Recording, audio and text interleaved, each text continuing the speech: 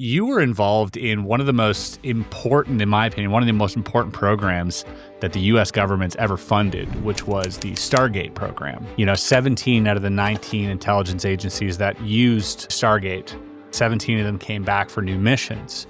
And out of the 20 years that Stargate was around, they did 505 missions. I mean, you have CIA, FBI, Customs, DEA. That's right. Army intelligence, Yep. Navy intelligence, Air Force intelligence, all of it.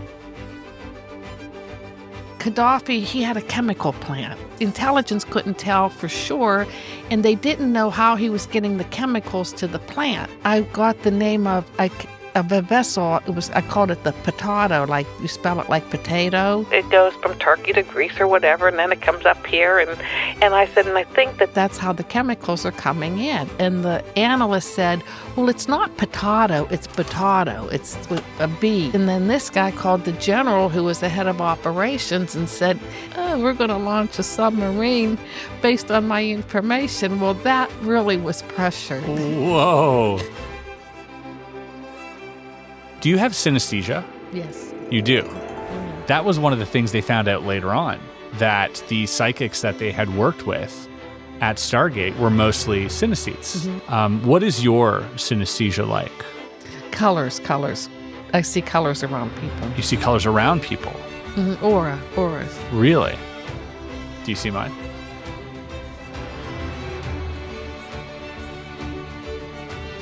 I've had 2 UFO sightings, and I've also had, a few minutes with an ET. So I felt like I went through a portal, and I saw, I think it was one of the ones, the grays. Are they the ones with the black eyes? Yeah. This is putting you on the spot. Would you be open to doing a session today? Yeah, I'll do a session. Really? Yeah, yeah. I'll get you a pen and paper. Okay. What do you need? Pen pencil? And paper. Mm-hmm. Pen and paper? Mm-hmm. Go ahead and ask a question. What's the purpose of this? What I'm doing now? Okay. There goes channeling, okay? Have you RV'd or have an opinion on 3-Eye Atlas? Oh, yeah, it's supposed to be coming or something? Yeah, some people are saying it's a big alien ship. Other people are saying it's an asteroid. I have not remote viewed it. I'm very interested in it, and I may go remote view it. Could you keep me in touch if you do? Yes, I will. I will go home and do it, and I will email you my results. I do have a question, and you let me know if you're comfortable with this. When you were on the Shawn Ryan Show, you had stopped at a certain question. You know what I'm referring to? Everybody asked about that. Have you tried to look into the crucifixion?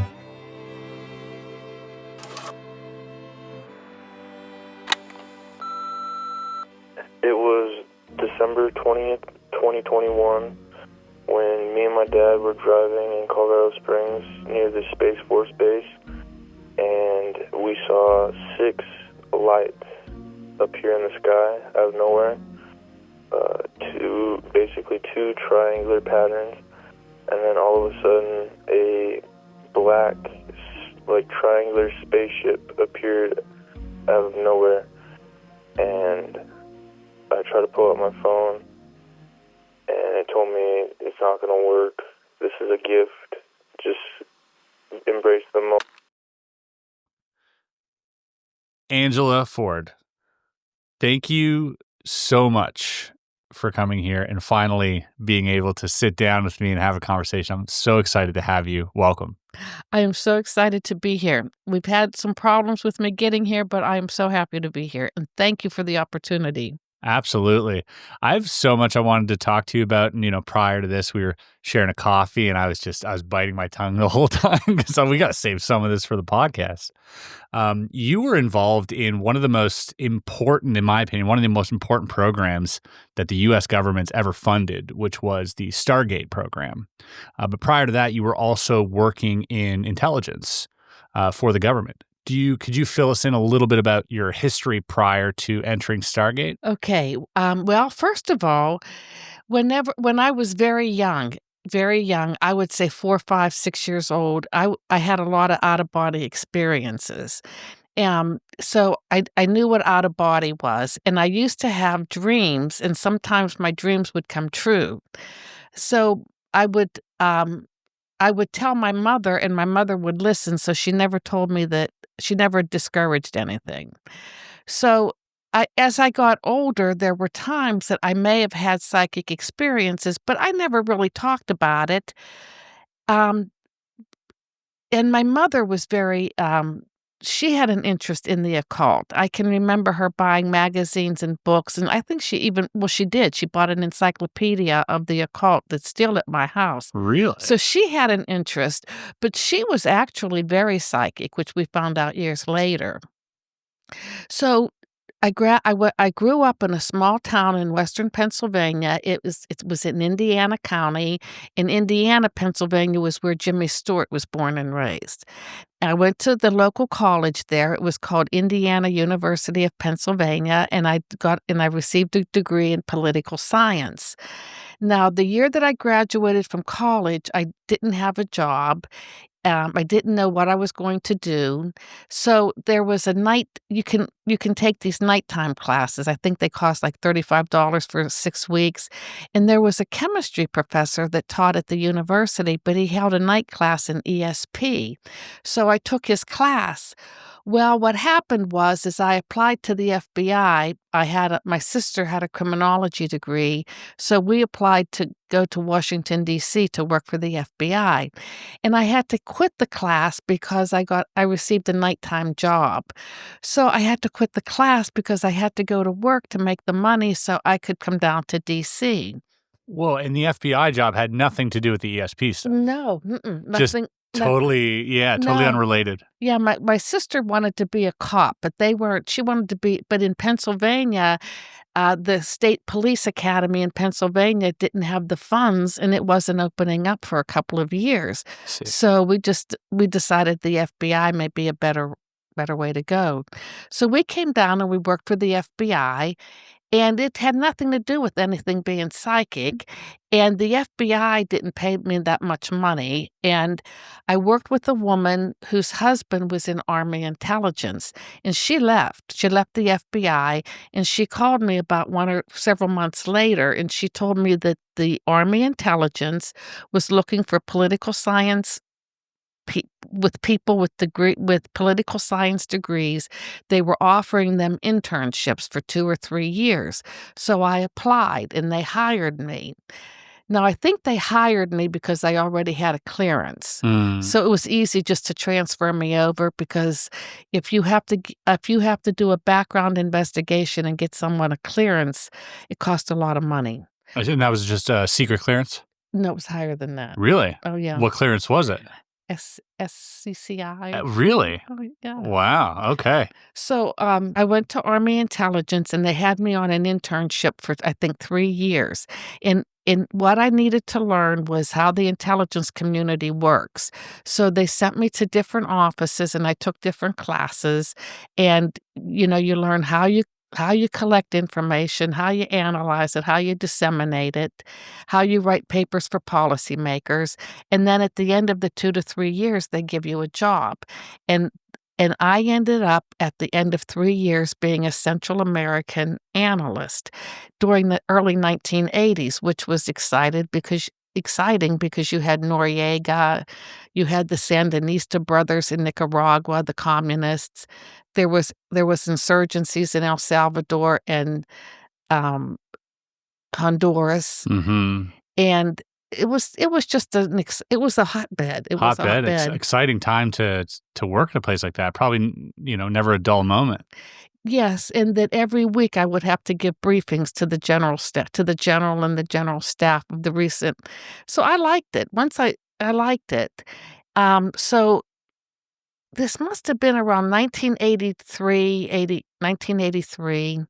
So I was working as an analyst, and my mother had called me one night, and she said that it was the fall, and she said, "I'm looking for something to do. I want to take a class." So I told her. Her and her friends decided to take that ESP class from the professor at the university. So I told her, I said, "Just take that ESP class. You'll like it." Well, my mother and two of her friends took it, and what they found out was my mother was really good at psychometry, where you could hold an object and tell, like if you had somebody's psychometry, you could hold Right. like the jewelry, like a ring or a watch, and you Yeah. could tell, you could Get information from yeah. that. Yes. So Interesting. yeah. So my mother, she was good at that. So, my father died during that time, and I was having a very difficult time with his death, and my mother sent me a book, and it was called A World Beyond by Ruth Montgomery. And she said, "Read this book. It will help you understand your father's death."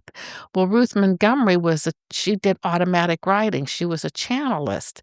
So I read this book and I just resonated with it. It's sometimes I just resonated with the book, and I said, I think I'm going to try this automatic writing. And I did. And I started to get information about what happens to when you go beyond the veil. I was receiving information about relatives, both, on both sides. Mm-hmm. And I was just receiving information and I liked it. So my sister also started the automatic writing, and my sister was taking an astrology class at the time because we always had the interest in the paranormal. At some point, it was always in and out of our lives. Sure.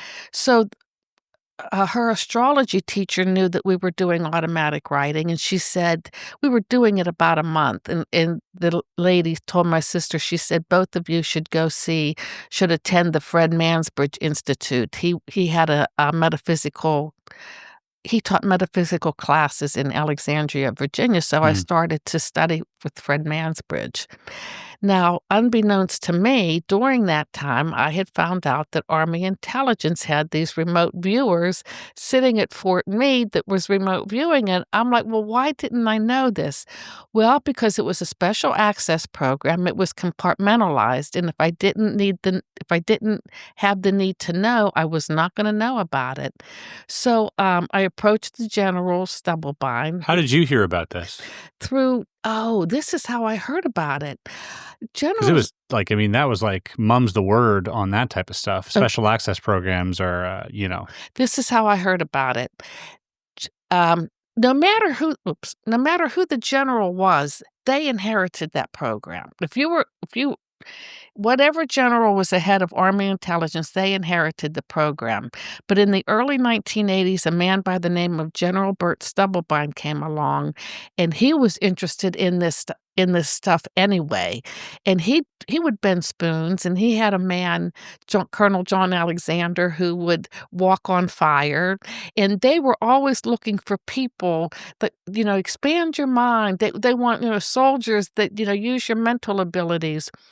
So they were taking trips on weekends down to the Monroe Institute because the Army intelligence was stationed in Arlington, Virginia. So on a Friday night, they would pick you up on the bus and take, I don't know if it was a 2-3 hour drive, and then they would come back on a Sunday evening. So you had you had a chance to go down to the Monroe Institute. So I said, well, sign me up. I want to go. Well, the first time I was on the list, there was a woman who, her name was Charlene. She put me on the list.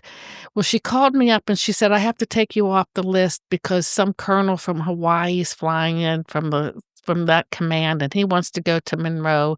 So I was taken off the list. So then the second time I was supposed to go, I got a call and they said, you're taken off the list again. So I said, okay. Well, then the third time, she called me into the office, into where she did the list, into her office. And she said, okay, this isn't really fair to you, but I'll fight for you to go this time. They were going to take me off the list for the third time. Because they didn't want to have to read you into the program. No, because people higher rank were overriding me to go. Right. Okay, I see. This had nothing to do with the remote viewers at Fort Meade. I see. It was detached. It was separate. It was totally separate. So you had no idea about Stargate at this point? No, I still didn't know anything about Stargate. I just thought that Stubblebine was, he just wanted people with these abilities. It was a free ride down to Monroe. Monroe cost a lot of money. What a way to, it would have been a great opportunity.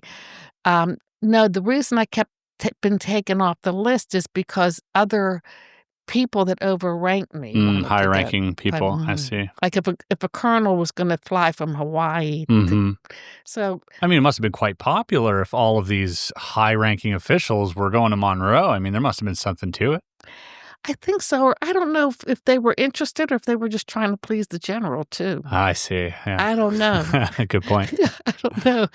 But I think the third time I looked at the list and there were 2 people that I worked with and they were going and I just didn't want to go with them. I felt like I just didn't feel comfortable. So I said, no, I didn't want to go. So then eventually, I don't know how I think it was Charlene or there was another girl and they had talked about the psychics at Fort Meade or the remote viewers. And I was just surprised. So I kind of approached the general to see if I could get involved, but he said he was retiring. It was in 1984. And he was retiring. He lost support from the Joint Chief of Staff at the Pentagon. I think he was told to cease and desist. And so he retired so that he could get out and still do his, he still wanted to do the paranormal act. What was the reason that he was getting flack? Was it the MK Ultra stuff? Was it? No, what happened was there was there's a Joint Chief of Staff at the Pentagon for intelligence, and there was one man that held that position for a long time, and there was a young captain, Skip Atwater, Fred Atwater. Okay, Fred Atwater had a very high interest in ESP, so he kind of whispered in this guy's ear and said, we should have military officers use psychics. So the guy said, okay, let's try it. So I think at first they were using remote viewers on a part-time basis. And then I think in 1976, it was the first operational, they found an aircraft.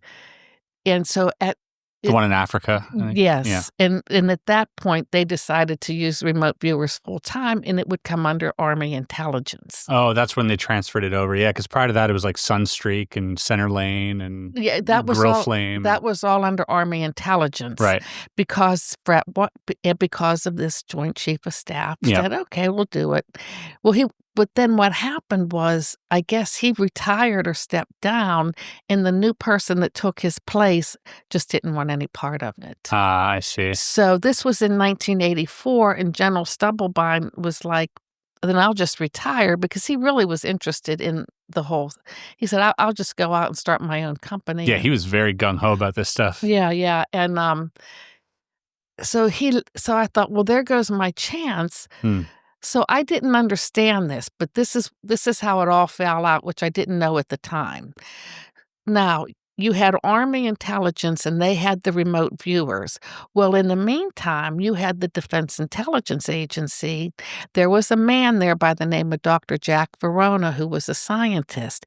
And Dr. Verona was giving small contracts to SRI to start looking into paranormal research. Really? So, yeah, it was small contracts. It wasn't a lot, but he was funding SRI.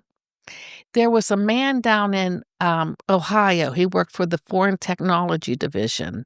His name was Dale Graff, and Dale was very psychic, and he did a lot with dreams. And when Dale won,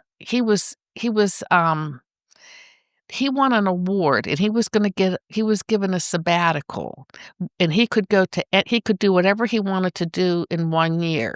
So he wanted to go to Princeton. He wanted to go to Durham, North Carolina.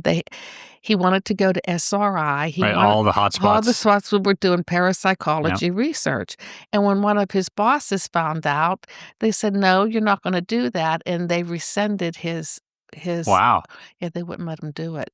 So when Dale was an analyst, and so Dale was watching what the Soviets were doing also, because he was a scientist. Dale was a scientist. So Dale was getting access through intelligence reports too of what the Soviets were doing.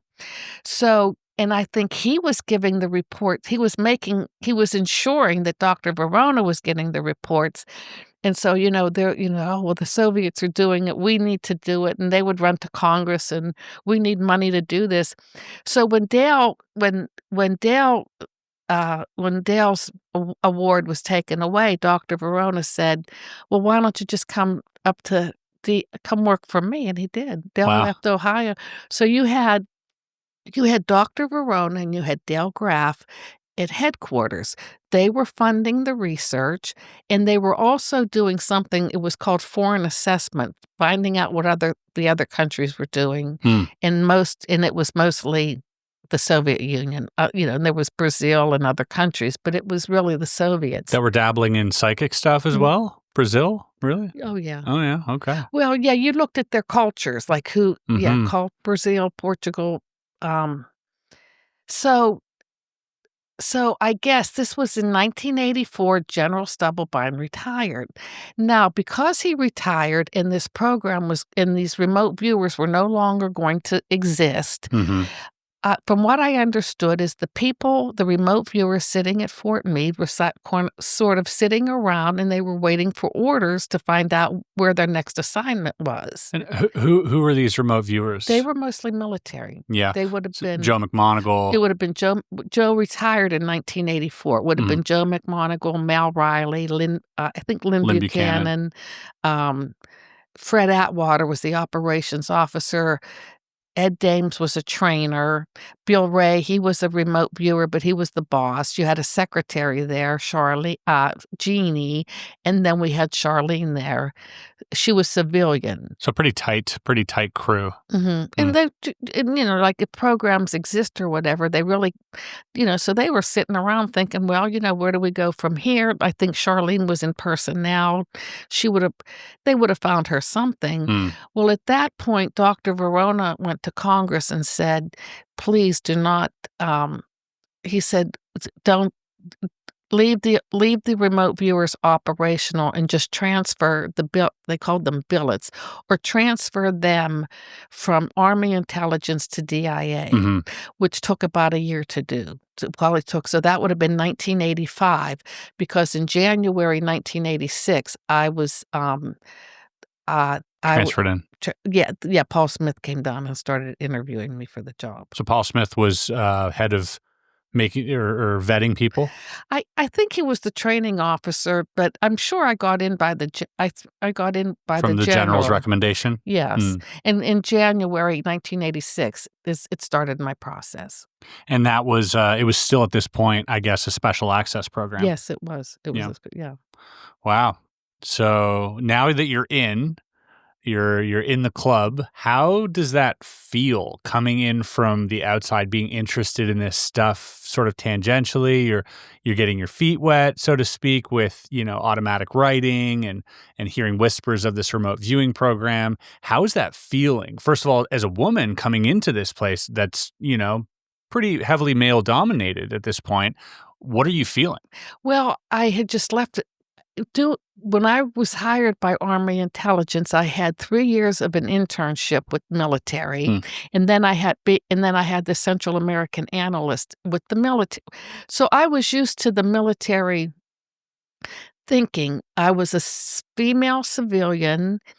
They don't think it's a boys' club. They say that they're not prejudiced, but they are. Sure. So you feel it.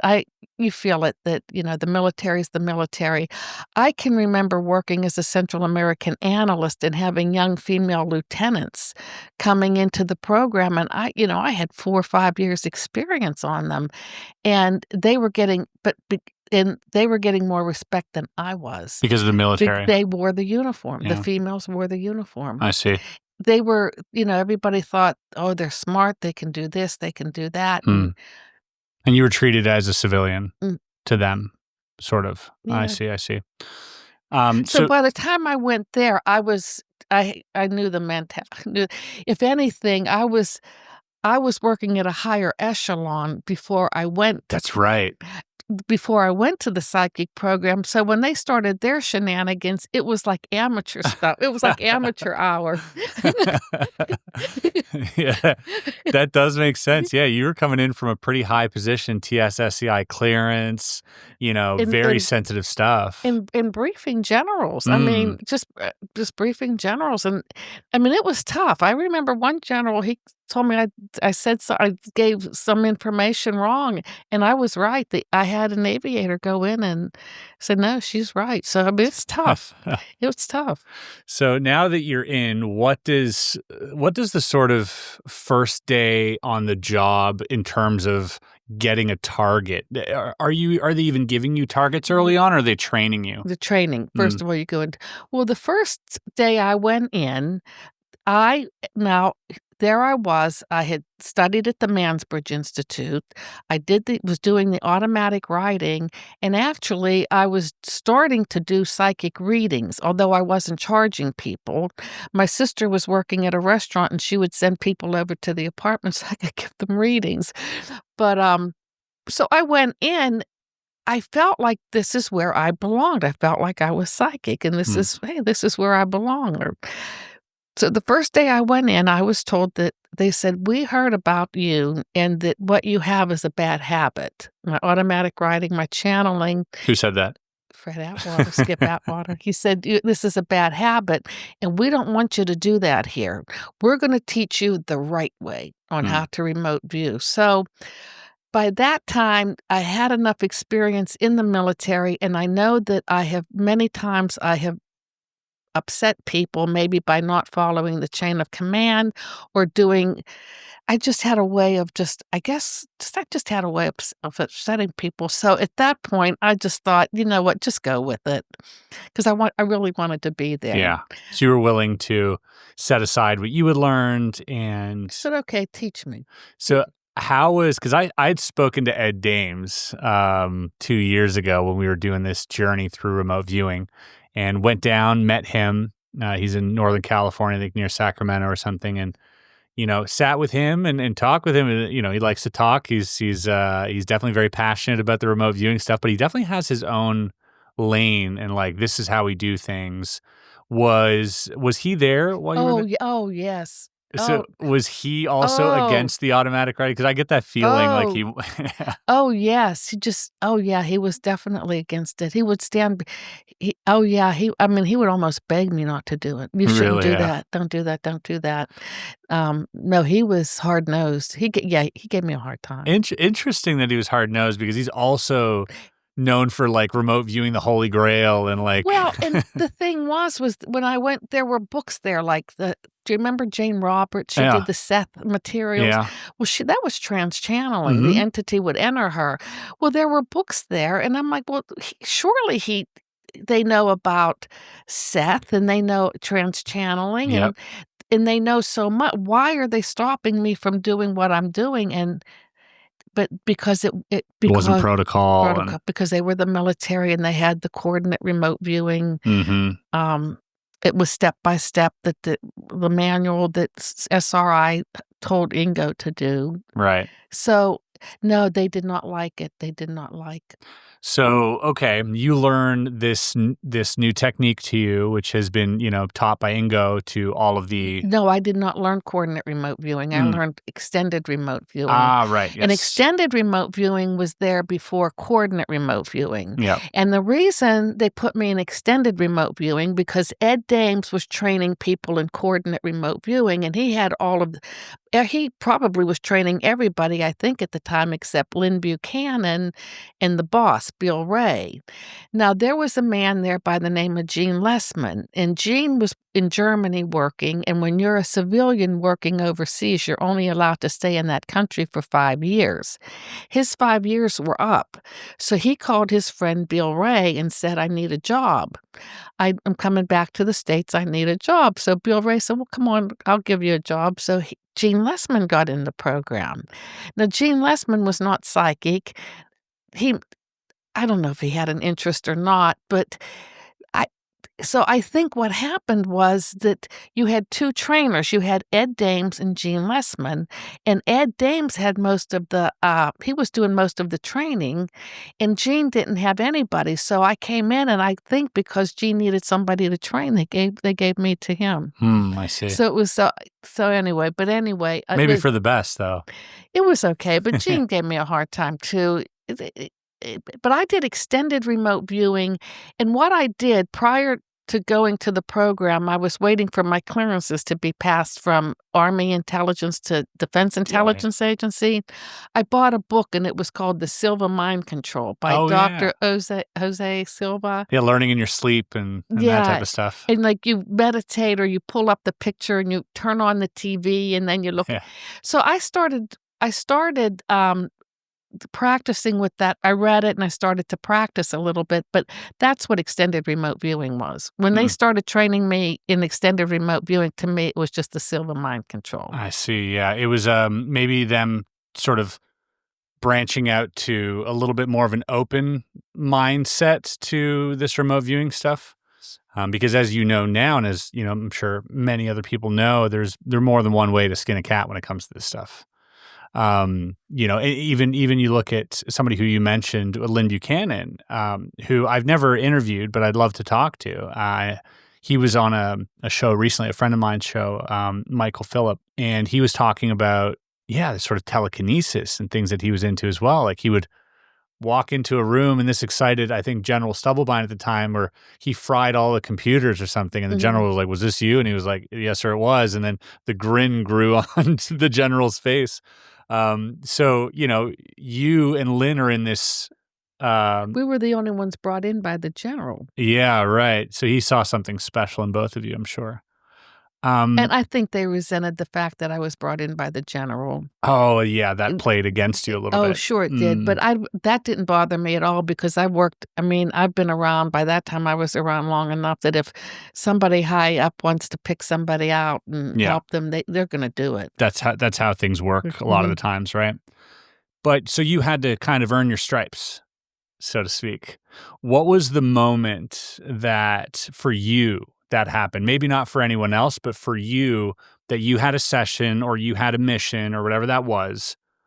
What was that like, and how did you get the results, and how did that make you feel? Oh, you mean the first time? The first time that really made you feel like, oh, we got this. Well, it was training. They train you. So they were training me, and I think I did pretty good on the targets. I did the I think they were getting more excited than I was, but they, the targets were what I'm thinking of some of the targets. The St. Louis Ark, the big Ark, the Washington Monument, the Devil's Tower, these type of things. Yeah. Okay. Yeah, they were okay, but it was okay. But they were getting excited. They were getting, if I would get it, they were getting excited. I was like, no big deal. I mean, I was doing it, but. Were you secretly doing automatic writing during these sessions? No. Because Gene was with me. Gene would monitor me. He was the monitor. I see. Yeah, so I wasn't, but it was okay. But I felt what happened is I felt very alone and very isolated after a while, and I don't know why I felt that. I think maybe because we were working in a remote location, and I felt when I gave up a lot. I gave up. I knew I was living in Virginia. I had a lot of friends. I could do a lot after work with people now. I was in Washington, D.C., driving about an hour away. It was a very lonely existence. So I think after a while, it was like, what am I doing here? I can do this, I can do that. So now about a year and a half after I was into the program, I entered the program in July 1986. About 1988, a lot of people retired. Bill Ray retired. Fred Atwater retired. We brought in new people, and the new people came from the past, from the original remote viewing, from the original remote viewers that they were using back in 1976, before CRV even came along. So these people they said they don't care what methodology we use as long as it's results oriented. At that time I had met Ed May, and he was working at SRI, and Ed was he didn't care what he said. I don't care if they stand on their head. He said, I just want results. Yeah. So I said, I'd like to use my automatic writing. So they said, okay, you can do your automatic writing. So one night, I can remember being at work, and I sat at my desk, and when all the coordinate remote viewers, Ed Dames called a meeting in the back office, and this is what he would always take his CRV coordinate remote viewer people, and he would have these meetings, and he would elaborate. And I remember the secretary always telling the boss, she said, he's holding these meetings. You're the boss. He's not the boss. Why does he keep doing that? But he was doing it. And so one night, they all walk by me. They don't say hello. They don't say goodbye. They completely ignore me. And they have these meetings all by themselves. And I'm sitting all by myself being ignored. So I just went home one night, and I can remember it was cold. I had a big gray coat on, and I just walked in my apartment, and I sat at my dining room table like this, and I put my head down. I was so tired, I fell asleep. And I woke up the next morning, and I thought to myself, what am I doing here? I said, I said, this can't go on. It was like a breaking point for me. So I went to work, and I went to my boss, Vern Garvin, and I said, do you want to try some remote viewing or some channeling? And he said, sure. So we went over in the back, and he had a target. It was Terry Anderson, who was a hostage in Lebanon. Yep. And I started channeling. I said, this man is, I don't know what I said. I said, he's in a country where he's not from this country. I felt like he was under stress.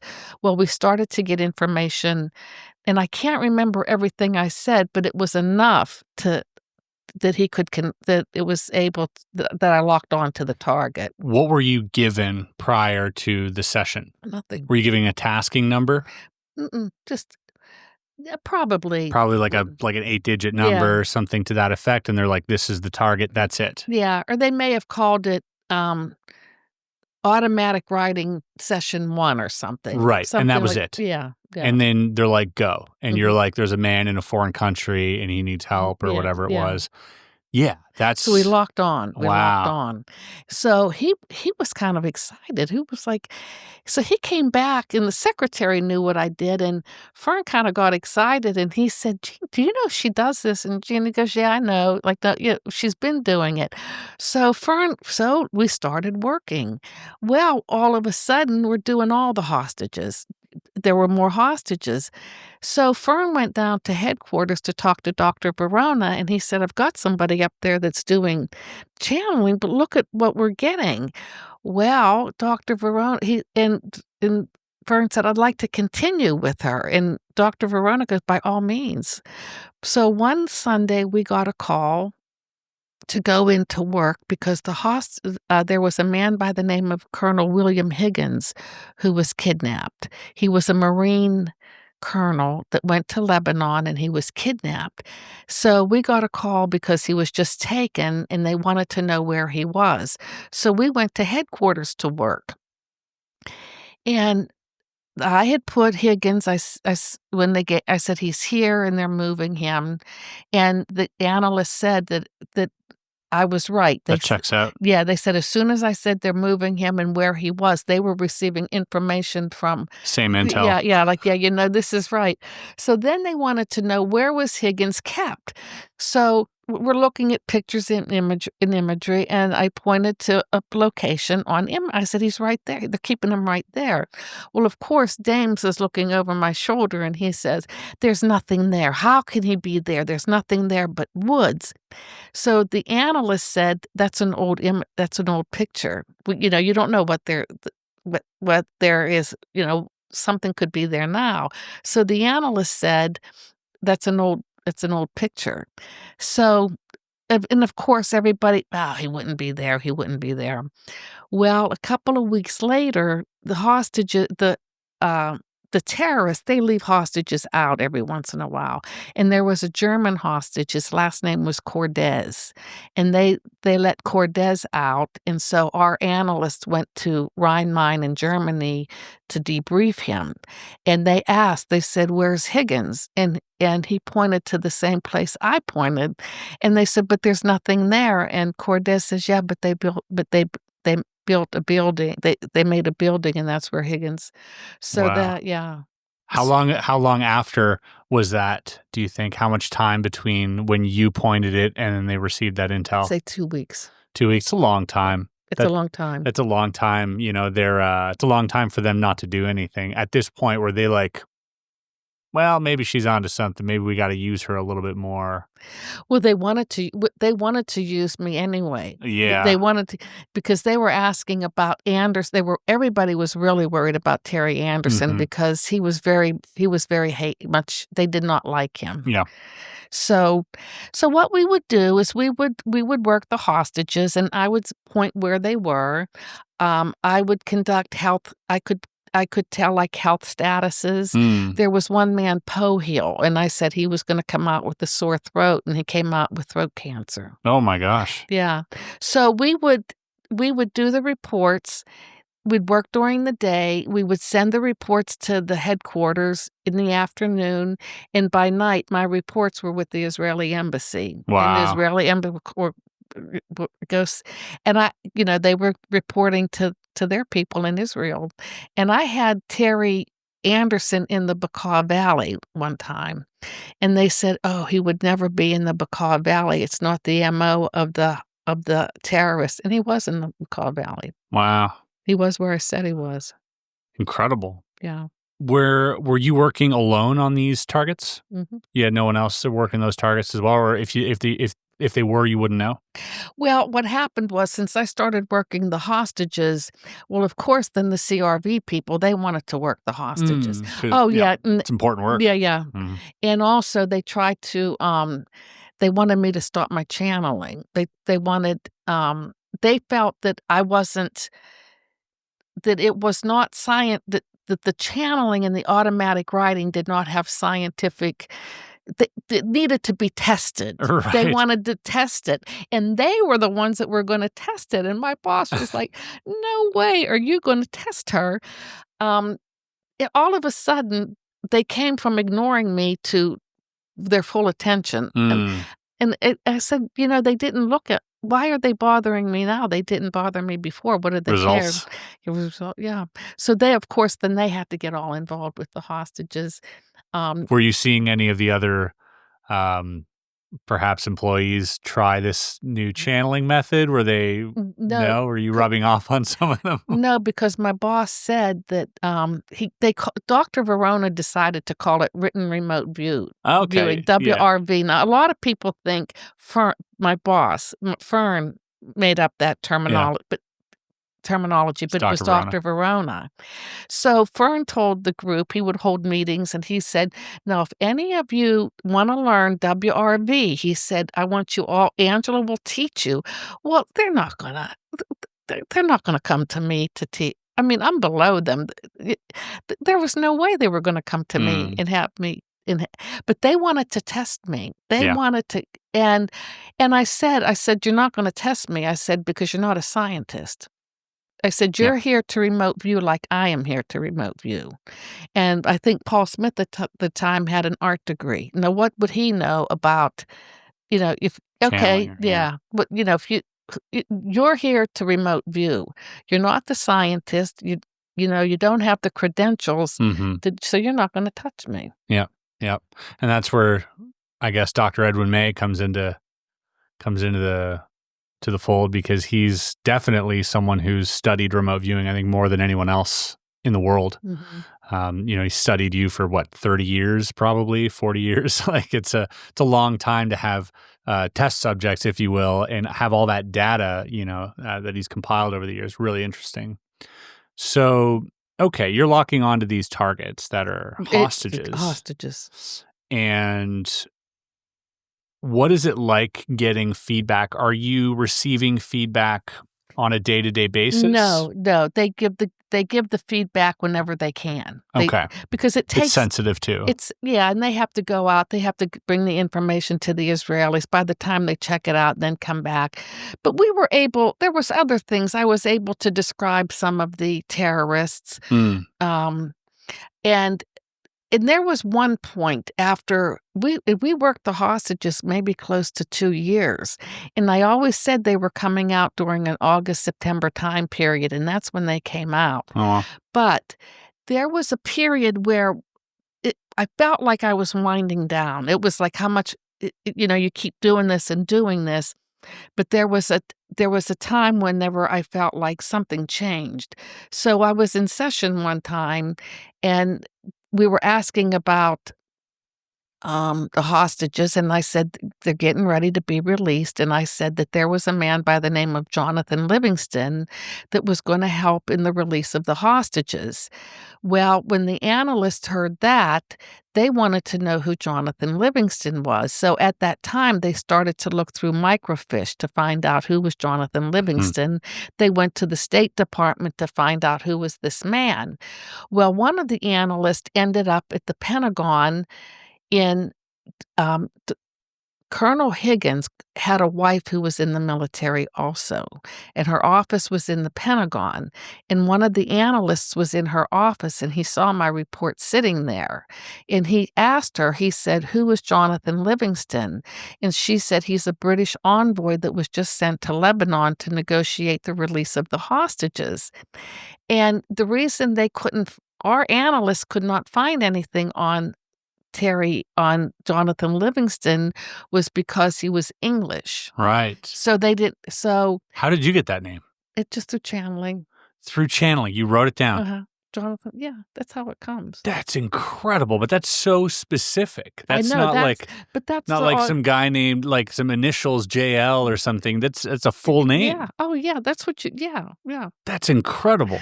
So anyway, when Terry Waite wrote his book, he credits Jonathan Livingston as the guy who freed him, he broke the nut, Yeah. Wow. That's incredible. That is absolutely incredible. Did you ever get to meet any of these people afterwards? No. Do you think they had an idea? Because this was, again, special access program. Even the people freed, the hostages, other people, they had no idea you were even doing this. No, but it was what really helped me was the analyst at Defense Intelligence. Of course. They were acting on my information. Wow. What's your conviction level that the government's still doing this, by the way, right now? I don't know. I mean, I think at the time that we had it, it was a very full, robust program. It was congressionally mandated. Yeah. We had 3 purposes. The remote viewing to spy. We were looking at the research and development. How does this work? Paying scientists and psychiatrists or psychologists, and the foreign assessment. What are other countries doing? So I don't know if it's going on such a big way. I don't know. Yeah, or there's obviously, a lot of people think, Stargate moved over to SAIC and these private, government contractors. Yeah, probably where it would live now because it'd be, impossible to subpoena if that's the case.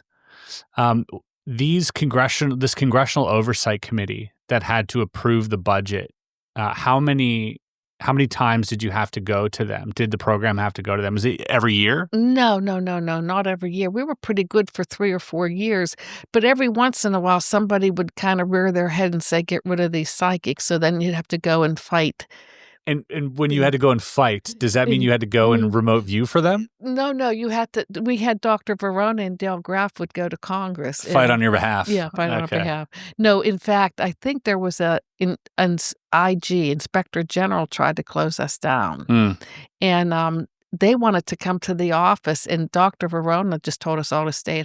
We were protected. They didn't. The Congress knew, people knew that there were remote viewers, but we didn't have access to these people. Right.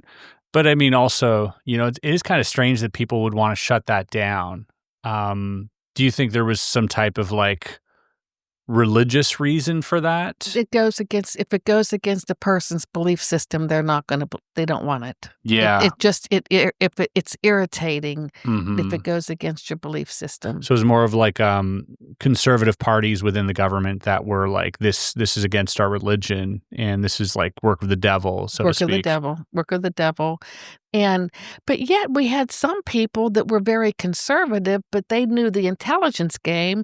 And in intelligence, you collect information no matter how you get it. Yeah. So it was surprising that you would think certain people would be against it, but they're like, oh no, it's information. Bring it on, bring it on. Mhm. And then you had some people totally against it. And then you had people that believed anything what we said.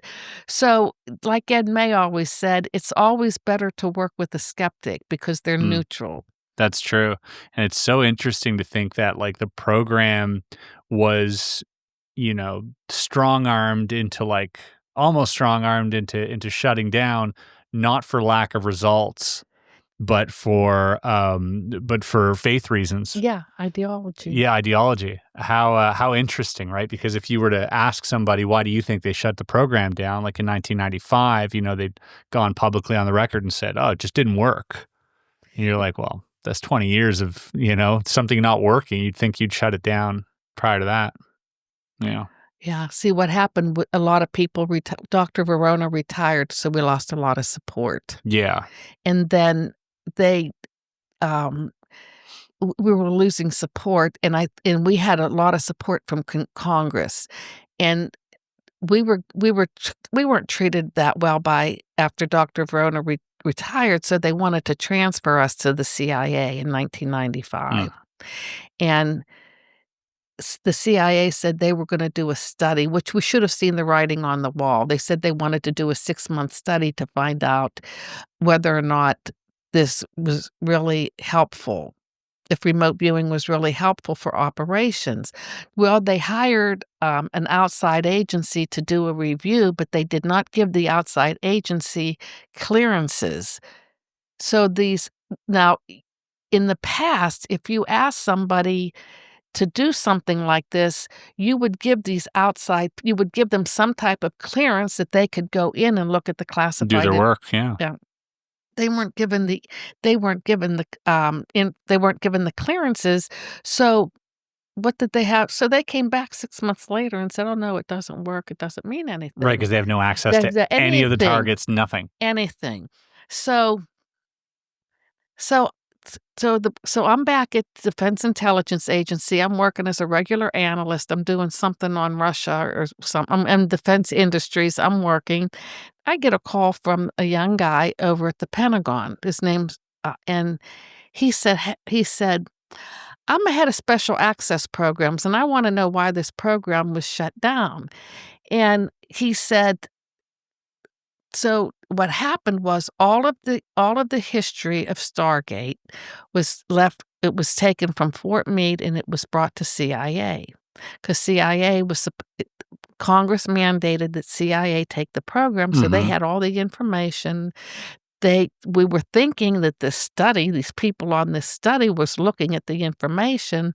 So the guy said, he said, I want you to come. He says, let's go look at this information. I want to find out why this program was shut down. So I said, okay, I'll take you over because I knew the boxes. I knew how they were. I could get to the boxes and tell him what was important instead of him taking all day. So we went over, and the boxes were not opened at all. Meaning that whoever did this study didn't even look at the unclassified information. Wow. And I said I looked and I said, these boxes were not open. When we closed them up at Fort Meade, they were never. They had seals on them, and they were never open. Yeah. So we opened one box, and there, right on top, was one of Joe McMoneagle's session, and we had feedback from the CIA said that it was just this information helped us tremendously. Do you remember which session it was? No, I don't, but I can remember. And wow. so I felt like we were done in. And then, yeah, I mean, that was kind of, you had the odds stacked against you. And so then the CIA goes to, 2017, they had to sort of disseminate this information and go public or declassify it all. And what I remember Joe McMoneagle telling me is like, what they did is like, they parsed through it. They shredded what was highly sensitive, and the rest of it, they just kind of mixed up. They shuffled the papers and threw it online. So you have these millions of incoherent sort of papers that are lingering online. And actually, some of the information that I did wasn't even part of the arc. My information was set aside because they would keep my information separate from the other remote viewers because my boss and even Ed May did not want the other viewers to see what I was doing because of the criticism. Oh, I see. Not because of the sensitive nature, just because of the way you were doing it. Because I wasn't right all the time either. So but no one is. I know, but so if I was wrong on something, they'll see there she is. It doesn't work. I see. So as a way to protect me, they were keeping my information separate. So a lot of my information wasn't even there. So you're doing these targets now. I remember speaking to Dr. Edwin May about, how successful this was. And one of the most convincing things that he's told me was, 17 out of the 19 intelligence agencies that used Stargate came back, right? 19 intelligence agencies used it, 17 of them came back for new missions. And out of the 20 years that Stargate was around, they did 505 missions. And the Joint Task Force, and this is like, I mean, you have CIA, FBI, all, you name it, DIA, all these people. Customs, DEA. That's right. Army intelligence, Navy intelligence, Air Force intelligence, all of it. And were you, most of the time, did you know where the target, like, did you get feedback from the target? Or would they just be like, here's a number, remote view, and they would take your remote view and you would never hear about it again? Oh, no, we would get feedback whenever we could. Okay. That was one good thing about the analysts that I worked with. I see. That if there was any feedback that could be given, I was given it immediately. Was there any were you only given feedback when something was a hit? Yeah, but there was a lot of things that they couldn't confirm, like the Libyan vessel. I'm don't think I'm familiar with this. Qaddafi, they were sure that was it in the ocean? It was it was Qaddafi. He had a chemical plant. Okay. And they couldn't, it looked like he had this chemical plant, but they couldn't tell, intelligence couldn't tell for sure, and they didn't know how he was getting the chemicals to the plant. So they more or less there was a big question like this: is he doing this weapons of mass destruction? So I worked it, and I got the name of a vessel. I called it the potato, like you spell it like potato, and I said it rendezvous. I said this is how it rendezvous. It goes from Turkey to Greece or whatever, and then it comes up here, and I said, and I think that's how the chemicals are coming in. So we made a report, and it's sitting on the analyst's desk, and Dr. Verona walked by the analyst, and he saw my report, and he said, "Do you know anything about this?" And the analyst said, "Well, it's not potato, it's potato. It's a B, not a P." And he goes, that's a Libyan vessel. So Dr. Verona took that report, and he went to the general who was the head of DIA, and then this guy called the general who was the head of operations and said, "Hey, we think we found a way on how these chemicals are getting into how Qaddafi's getting his chemicals." So they just decided to launch a submarine from Greece to find out if what I said was correct. So my boss, Fern, and I were sitting at Fort Meade, and Dr. Verona calls up, and he goes, "Oh, we're going to launch a submarine based on my information." Well, that really was pressured. Whoa. That really was pressure.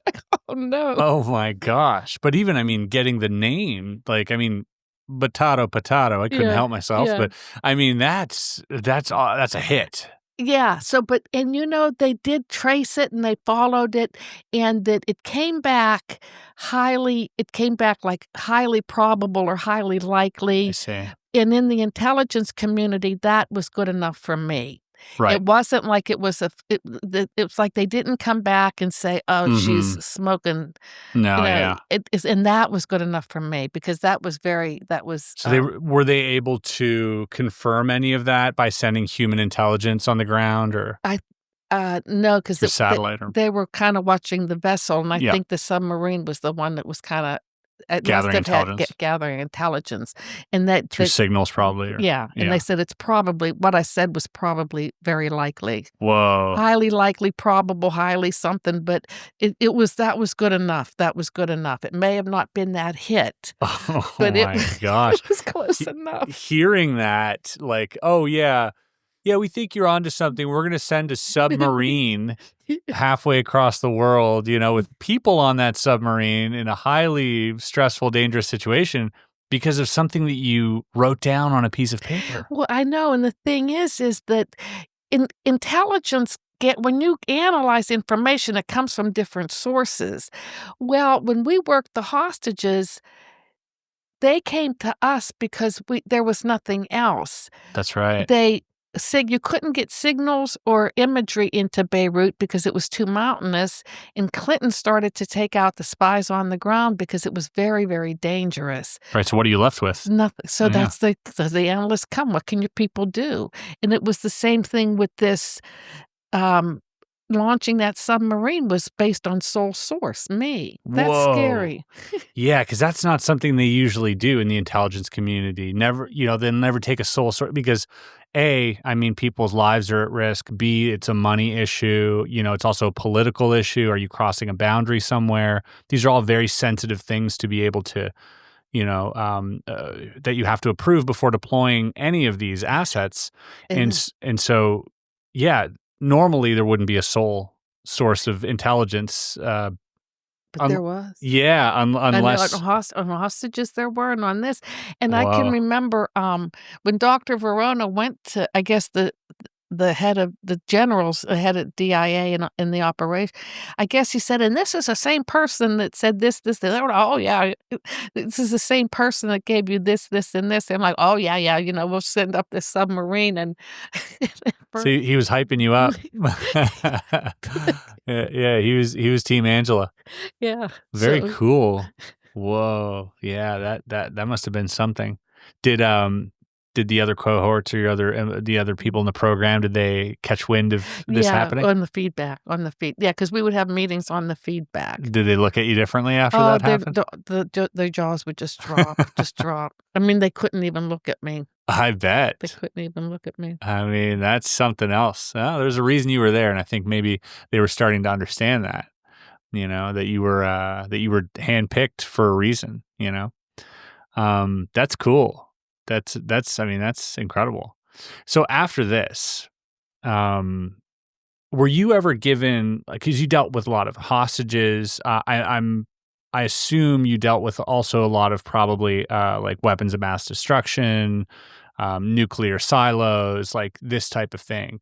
Were you ever given targets that were a little strange during this time, or were they always pretty much along the same lines? Pretty much along the same lines. They had to be legally. Mm-hmm. I think Dames had his pet project where he wanted people to remote view Martians or whatever. Yeah. Or Mars. That was his private pet project. But no, we had to stay within the congressional mandated. Well then, okay, but Joe McMoneagle remote viewed Mars, and he was at Monroe when that happened. And was it a DIA agent that came in and gave Bob Monroe the envelope? I don't think so. I think that's what Joe said, DIA, or maybe he said DOD. Probably DOD. Okay. And that would have been while he was at Monroe, so he wasn't at... Joe had a reputation. People knew him. Mm-hmm. They probably, that could have very well happened. Yeah. But we didn't get that. He got that, but I'm wondering who he might have gotten that from. He knows people. Probably somebody he did work whenever he was a remote viewer, and they remembered his work, and somebody remembered him. Because actually, when the program ended in 1995, around 1999 and 2000, some people approached me to work for them privately at DIA, and I did, and I helped a guy find a spy. We found a spy. Really? Mm-hmm. Where was the spy located? He like a spy here on this side of the world, or there was the guy who approached me. His name was Scott Carmichael, and he wrote a book. It's a Kindle book. You either get it for free or it's 99 cents, and it's called Unconventional Method. And there was somebody approached me that he wanted me to do some work for him on the side, which I was doing on my own on private time.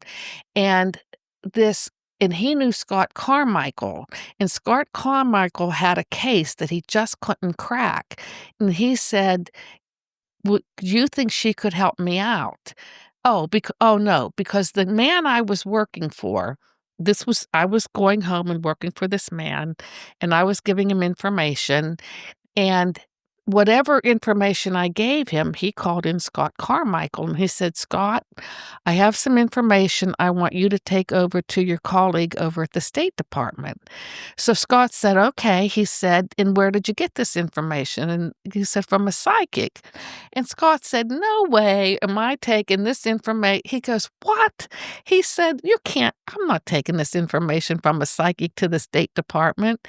And so Carl started telling him a little bit about me, and Scott was like, "Get out of here." So then Scott kind of came back around, and he said, "I've got a case that I just can't seem to crack. Last resort." And he said, "Do you think she could help me?"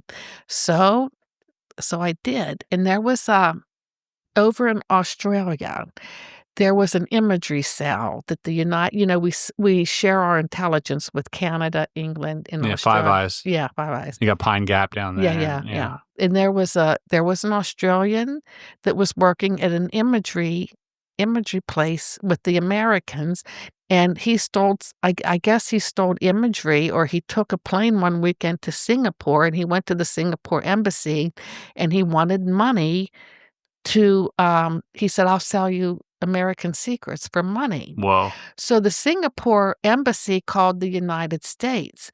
Well, usually when people go in and they want to sell secrets, they don't use their real name. And they could not, and this guy used the name Baker. He used the name Baker. And so I guess the first session I had, I did pick up the name Baker. So they knew that. Yeah, you were onto the target. Onto the target. And so then they wanted to know, who was he? And I said he was Australian. I said there was a drug issue. I described what he looked like, and I gave other information, which I can't remember, but nothing really meshed. Nothing. And Scott was working with the FBI on this because whenever there's an arrest made in the intelligence community, the FBI makes the arrest, and the FBI takes them to court.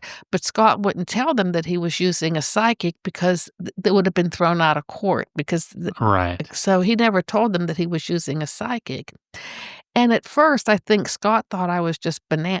He didn't understand the information and how I was piecing it together. But I did say that the man would be caught and that he would be arrested on American soil. So it was sort of a prediction going into the future. And I said there was going to be a meeting on, I think, April the 30th. There was supposed to be a meeting between this guy who wanted to sell secrets and somebody. So Scott was giving all of this information to the FBI, and so that the FBI could lure the guy in to come into the United States. Well, the case just wasn't jiving for Scott, and he just thought I was off.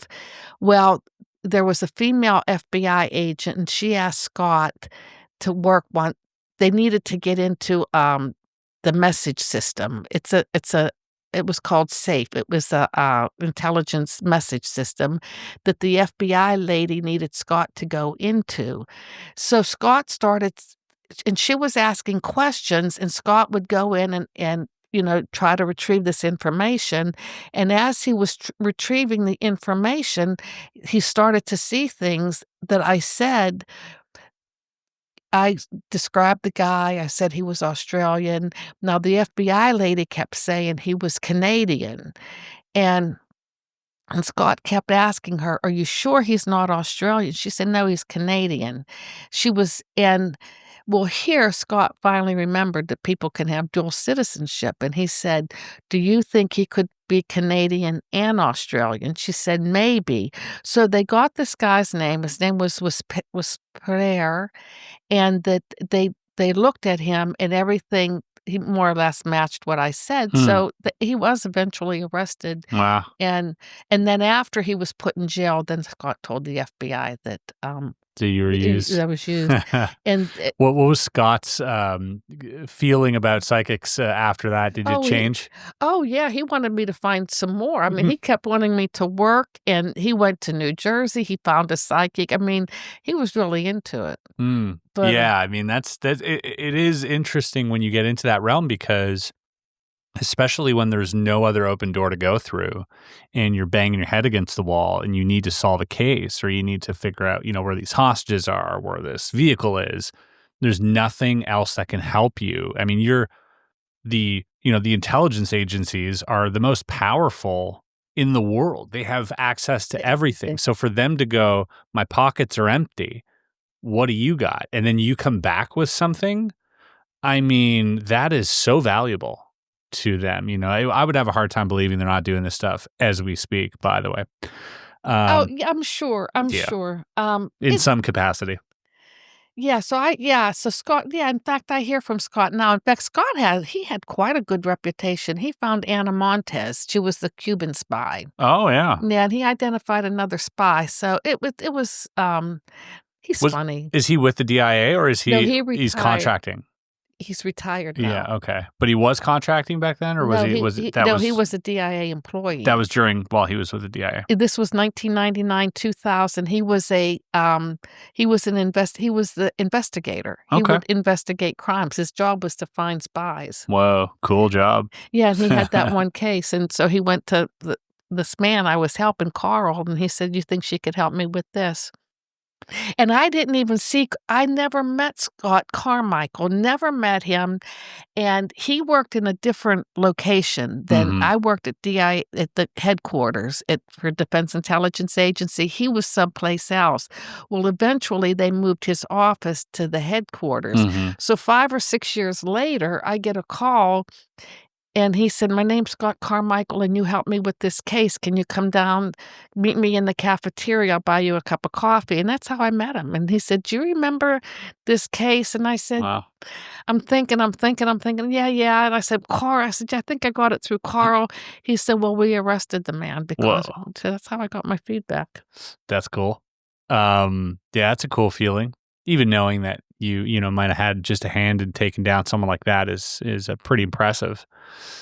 Was there ever a moment where you were like, holy crap, by seeing whatever it is you did, you were like, "Oh my God, I can't believe that." Like that Jonathan Livingston, like that would blow my mind if I were to, even if I'm trying to put myself in your position, but even if I knew I had ability and I could do this, like something so specific would just... That's what the channeling is.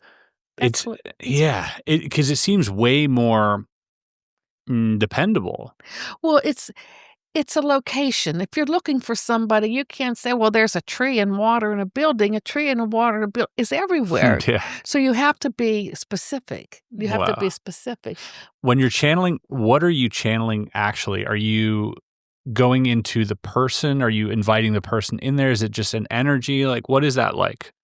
It's sort of like I work with spiritual guides, and they kind of help give me the information. I see. Some girl said she does the same thing, and she says, "I feel like I'm cheating." I said, "No, use the information." So you're actually using intelligence. You've got your own set of intel coming in. Yeah, they think it's all channeling. You're like, no, I got a group of spies in the ether that are gathering information. Wow, that's cool. Well, I guess that Wyoming, the customs man, I think it shocked everybody.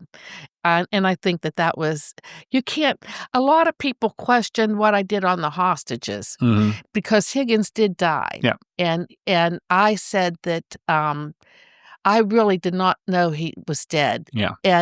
But the analysts came back to me and they told me, they said, "Angela, he probably died by accident because, the same thing happened to a William Buckley." They were high priority hostages, and the terrorists knew that, so they really didn't want them dead, so that Higgins Mm. probably died by accident, but they didn't want the United States to know, so they put him on ice, and they kept moving him. So I would locate Higgins where he was, and they said, "You were right, but he was dead, and they were traveling on water." Whoa. So a lot of people felt like I should know that he's, dead, but, hey, what does it m is I c you sometimes you can't tell the difference between, Yeah. it's just energy or whatever. Yeah, and it's never, I mean, one thing about remote viewing and a lot of the psychic stuff as well is that it's never 100%, and if it is, like, I mean, you don't know, like, it's, when you hit, like Joe McMoneagle, if you look at a lot of his sessions, is like, he wasn't always hitting, but when he was hitting, the accuracy was very high. Yeah, Yeah. that's what Ed said. He said, "Joe is probably more dependable than me in remote viewing, Mhm. but when I hit, I hit." Yeah. Yeah, he said that and that's what happened with the customs Mhm. case. There was a case, there was a man by the name of Charles Jordan, and he was on the 10 Most Wanted list, and there was a TV program called The 10 Most Wanted. Well, Charles Jordan was a custom agent that went rogue. I guess he took the money, and then instead of giving it to customs, he fled and took the money, and it was over $1 million, I think, over $1 million. So customs called Dr. Verona and said, "Do you think your people could help us out?" So Dr. Verona said, "Well, I'll see. We'll see." So he came down, and so I go into session, and I went with Fern, my boss, and then we would always take Jeannie, the secretary, with us because she would take the notes. So Fern said, first he goes, "Angela, where is Charles Jordan?" So I said he was in Lowell, Lowell, Wyoming.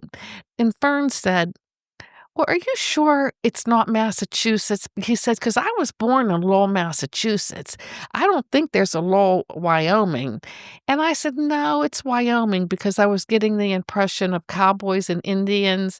And I said, "No, it's not. I'm not getting, water or the eastern."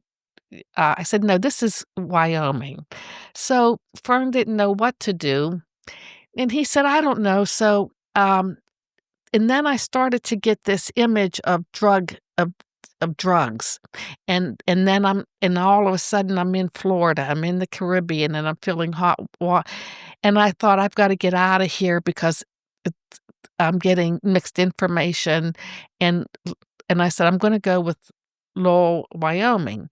So Fern said, "Okay." So we were in a large room, and there was a book there that had pages of maps. So he went to Wyoming, and he said, "Well, there's a Lovell, Wyoming." Lovell, yep. And I said, "Close enough. That's it." I said, "That's it." It's over here. So I said, "Close enough. That's it." So, of course, he's perplexed, and how do you go to somebody and just give them 2 words, Wyoming? But I guess Dr. Verona did go to customs and say that, I don't know how he said it. He said, "Well, someone that's pretty good at, that finds is in Wyoming." And customs said, "Oh, he would never be in Wyoming. He would be in the Caribbean. He'd be, he's enjoying the good life." And everybody else had him in the Caribbean and Florida. So, and that's all I could get on it, but at some level, that's all I could do. There was nothing more I could do. So I think Dale Graff came down. It was about a month later or 6 weeks later. Dale came from headquarters down to Fort Meade, and he asked me if I would work the session again. And because he made the special trip, I said, okay, I'll work the session. So I worked the session, and I said that Jordan was moving west of Wyoming. I said he was staying in a hotel. I don't know if I described the hotel, I may have named it, and I drew a picture of an Indian burial ground. So they took that information that same day or within less than 24 hours, they took it to customs, and Dr. Verona said, well, we think he's moving west of Wyoming, and the customs official said, as we are speaking, Charles Jordan is being apprehended 100 miles west of Lovell, Wyoming. So everybody went crazy on that one because Dale Graff was like, Dale Graff was like, no way would he be in Wyoming. Dale just. I mean, you could have thrown a dart at a map. Yeah, like that's incredibly specific. Yeah. So, but then Dale was happy then Dale got happy because I was right. But Dale was like, ugh.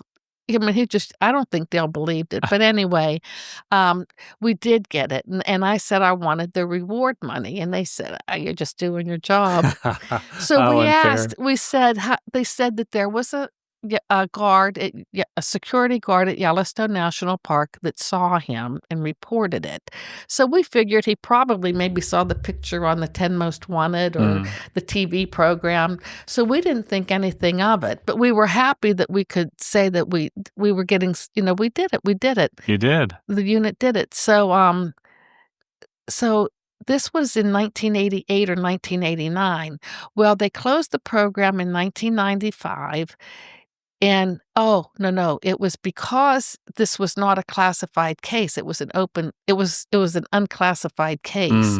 So pretty soon the BBC got a hold of the case and they wanted to do a reenactment for the Discovery Channel. Right. So they did in June 1995. They did do a reenactment of the case and they came to the United States to do the reenactment, and the BBC called the Defense Intelligence Agency up to ask that they talk to me. They wanted to talk to me. And my management was so upset with me, but I didn't know they were going to do that. And of course, they weren't going to let me speak with them.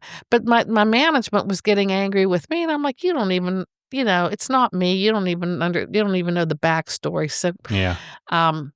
So on set, Dale Graff was there, and and Dale said something like, he said, boy, it's a shame we couldn't get any credit on this finding Charles Jordan. And the customs man said, are you kidding? It was because of me that they found him. They said they never would have thought he would have been in Wyoming. But apparently about 3 or 4 weeks or 2 or 3 weeks after I said he was in Wyoming, Charles Jordan sent a picture of himself to his mother, and when she showed it to the FBI, they saw I think it was a truck with Wyoming license plates. And Joe McMoneagle told me he said they were just sending pictures of him from up to that western Wyoming, and that's how they got him. And they would have never done that if they would have never made that connection. No, because even when I first said Wyoming, Fern, my boss Fern, and Dr. Verona was trying to tell customs it's an isolated area. It's not heavily populated. Just send an FBI agent up there. Seriously, yeah. What's that cost? Nothing. Just start snooping around. Yeah, just ask some locals. Wow. Yeah, when I heard that, I remember reading that one from Lowell to Lovell, and I was like, no way. That, again, one letter off, potato. It's phonetic. I always say it's not the spelling, it's just phonetic. It's the phonetic. Are you getting, it's hard to put words on an impression, on a psychic impression, because a lot of it is perception of something. It's not exactly the thing.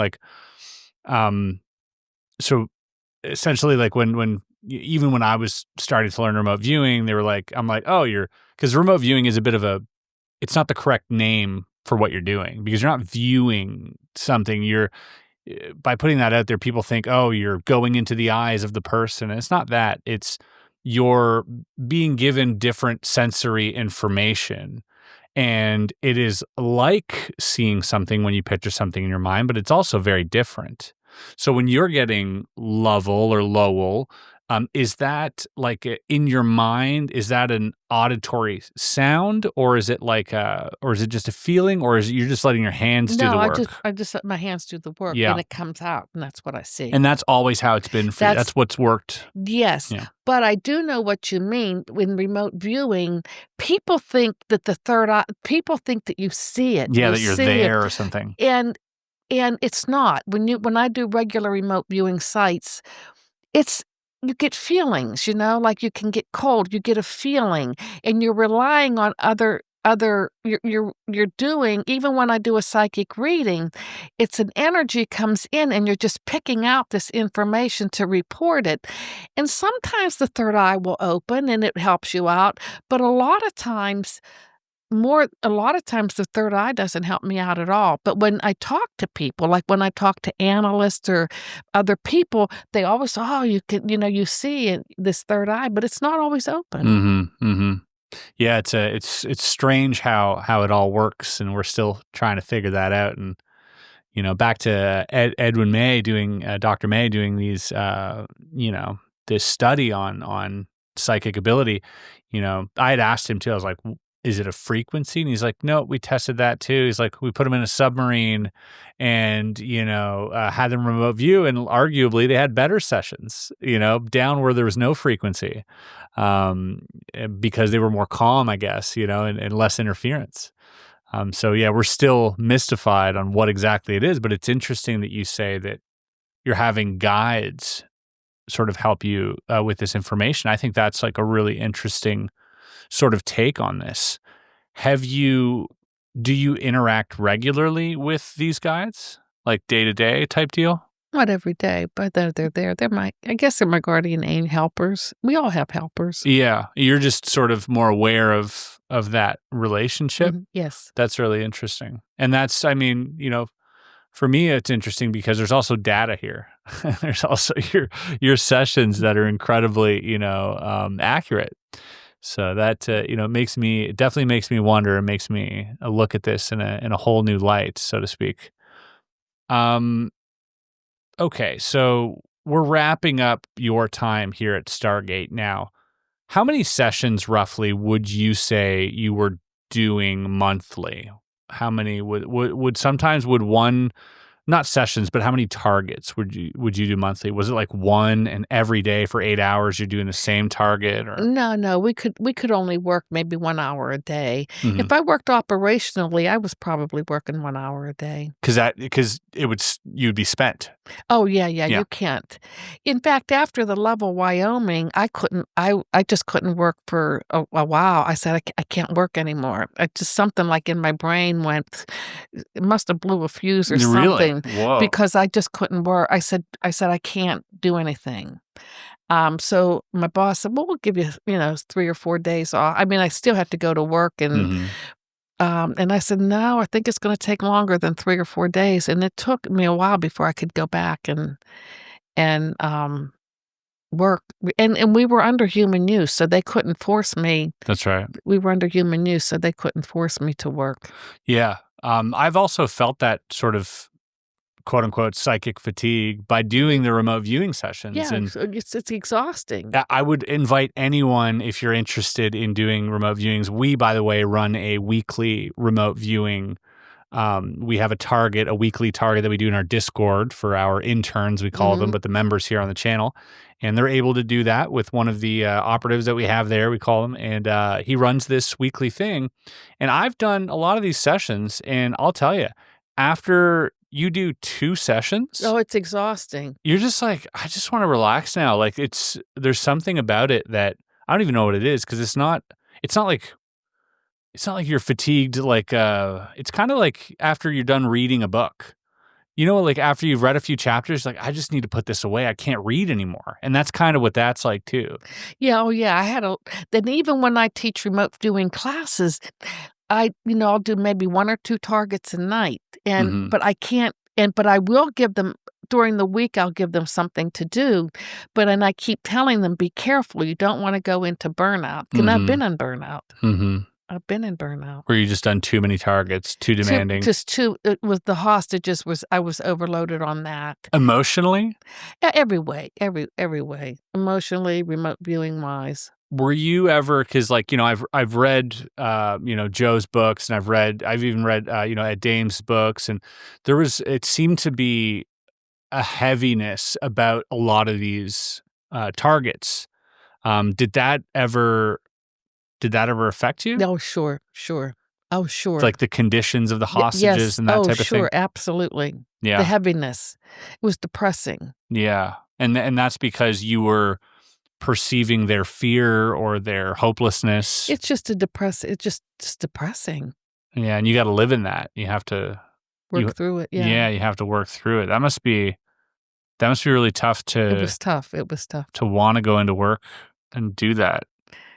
I just liked it when I was right. I just liked the feedback, like, hey, we got, Yeah, you were helping people, which, made it all worthwhile, I'm sure. But in the interim, that's got to be tough to even, you're watching a movie out there, you watch something like, some sad movie, it affects you, it's a weight. We're all empathetic to a certain degree, most of us, and we, put ourselves in other people's positions. But is that those feelings that you're perceiving, are you generating the same emotion that the person is going through? Is that how you're perceiving that? So, sometimes not. Okay. Wow. Sometimes not. Wow. Yeah, it's got to take a toll. Was everybody like that, or were some people a little bit more detached and they were able to just... I don't know, because I didn't talk to them and they didn't talk to me. Yeah. Yeah, it's So probably... I don't know what they... compartmentalized. Wow. This is all very fascinating to me, Angela, I got to say. I'm very... because people say anything they want to me, as a magician, right? I'm trained to be skeptical about all this stuff, right? Because magicians, obviously, we're aware of how things work in performance aspect. And I know that I'm confident enough to know that, like, the amount of practice that I've had, I can, if I wanted to, in which I don't, but I could convince someone that I have psychic ability based on just the skill that I have. And so as a magician, we have to be responsible. There's a responsibility for that type of power, if you will, that we have to let the audience know that this is a performance, it's fiction, we're having fun, and we're kind of doing it for entertainment.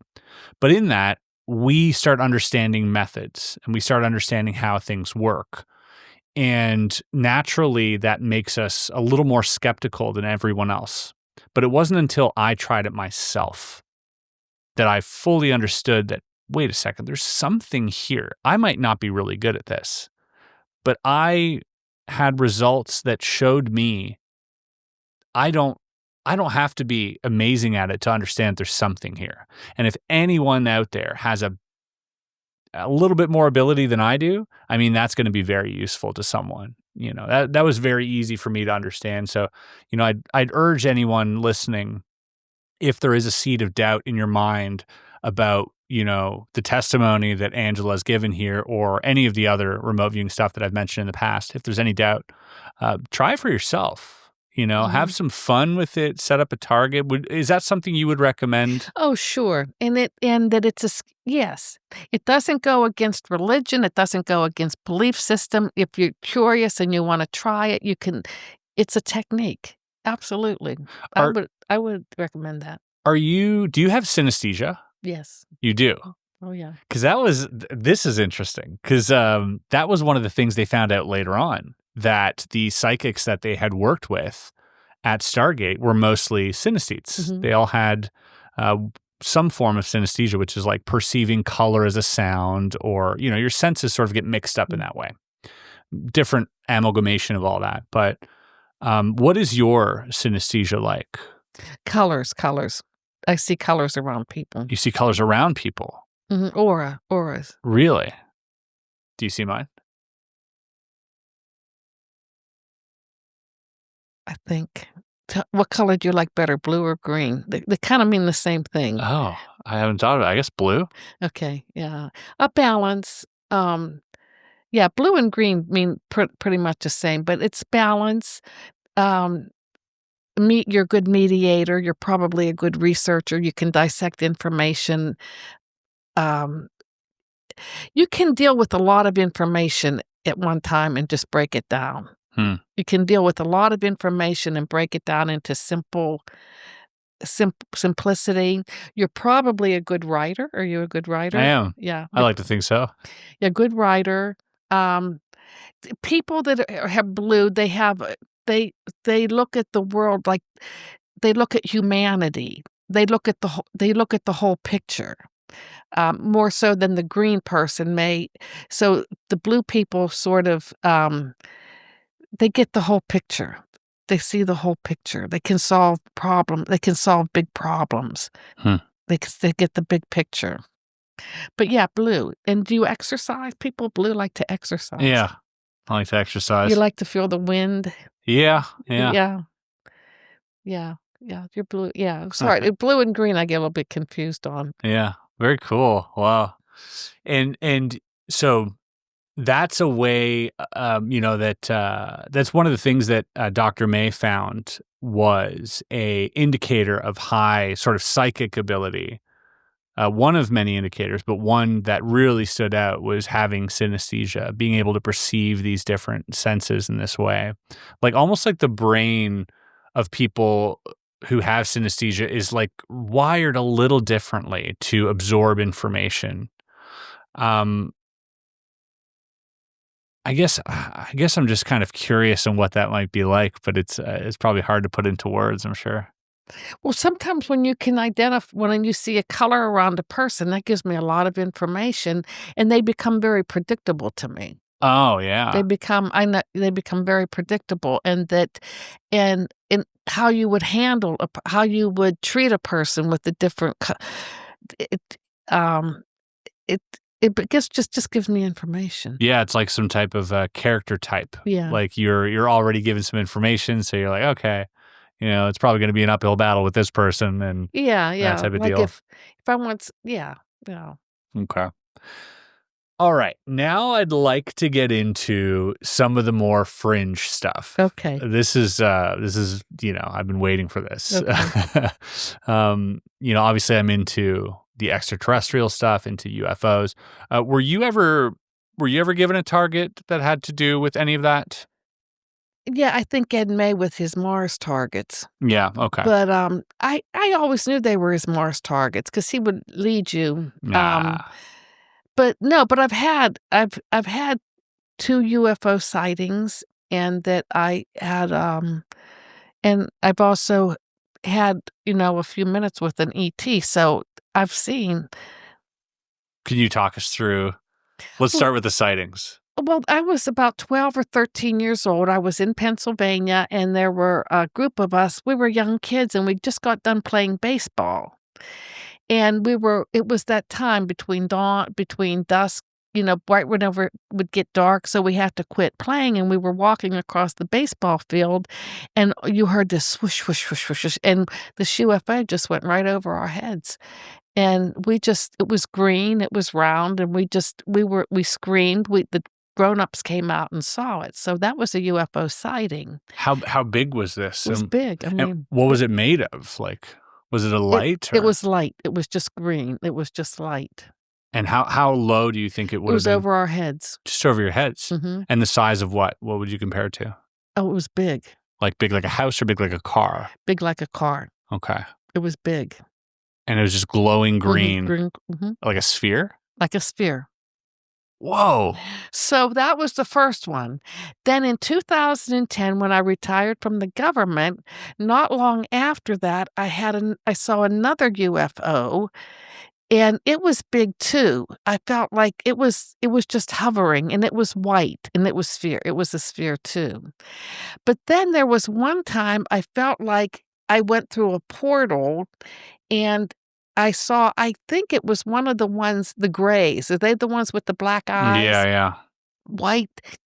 And I saw that in this, for a split second, I felt like I knew from before.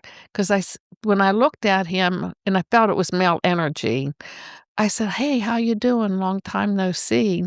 And so I felt like we knew each other. And then he took this, I think he had like a stick, I guess a probe, and he was probing me. And then whenever he was done, I took the probe and then I did it to him, and then he left. It was like very playful. How old were you in that? Oh, well, I retired. So how old was I? Oh, you were an adult. Yeah, I was in my 50s. Wow. Yeah, because I retired. Where did this happen? Where I live in Maryland. It was in your home? In my home. Were you in like a hypnopompic or hypnagogic state? Was this prior to sleep or after waking up? What was the context of where you were and what you were doing? I was probably outside, walking or probably doing something outside, and I just went through a portal, and it was like, oh, hey, how you doing? How strange. And when that ended, were you just kind of bewildered, or were you in a different location? No, I was like, hey, come back. I wasn't ready for him to leave. How long do you think that encounter lasted? Oh, not long. Not long. Not long. It wasn't long. 30 seconds or a couple minutes? Couple of minutes. Couple minutes. Whoa. Less than 10 minutes, but it wasn't a couple of seconds. Do you feel like you've had like interactions that you can't remember with these? Because like you said, there was like a familiarity there, like when you saw it. Oh, I think we've been with them before. I mean, I think I believe in reincarnation. I believe that we've been here before and we've been with them before. So that's what I thought of. That was a feeling you got. Yeah. And then I lived in my UFO apartment. Did I ever tell you about that? No. Your UFO apartment. Yeah. I was living in Arlington, Virginia, but whenever I took the psychic program, I wanted to move closer to, I moved to the city because it kept me closer to Fort Meade. And I was living with my sister. So I had a friend at the time. Her name was Ruth, and Ruth was older than me. She was in her 60s. And I said, Ruth, I need to move into the city. I don't want to go to Maryland from Virginia. I'll never make it on time. So we were walking around and she said, see that apartment building? I used to live there and it's really nice. So we went up and we rang the door and we talked to the manager and we went and looked at an apartment. And so I took the apartment. Well, and I moved in there with my sister, and it was a 1-bedroom apartment.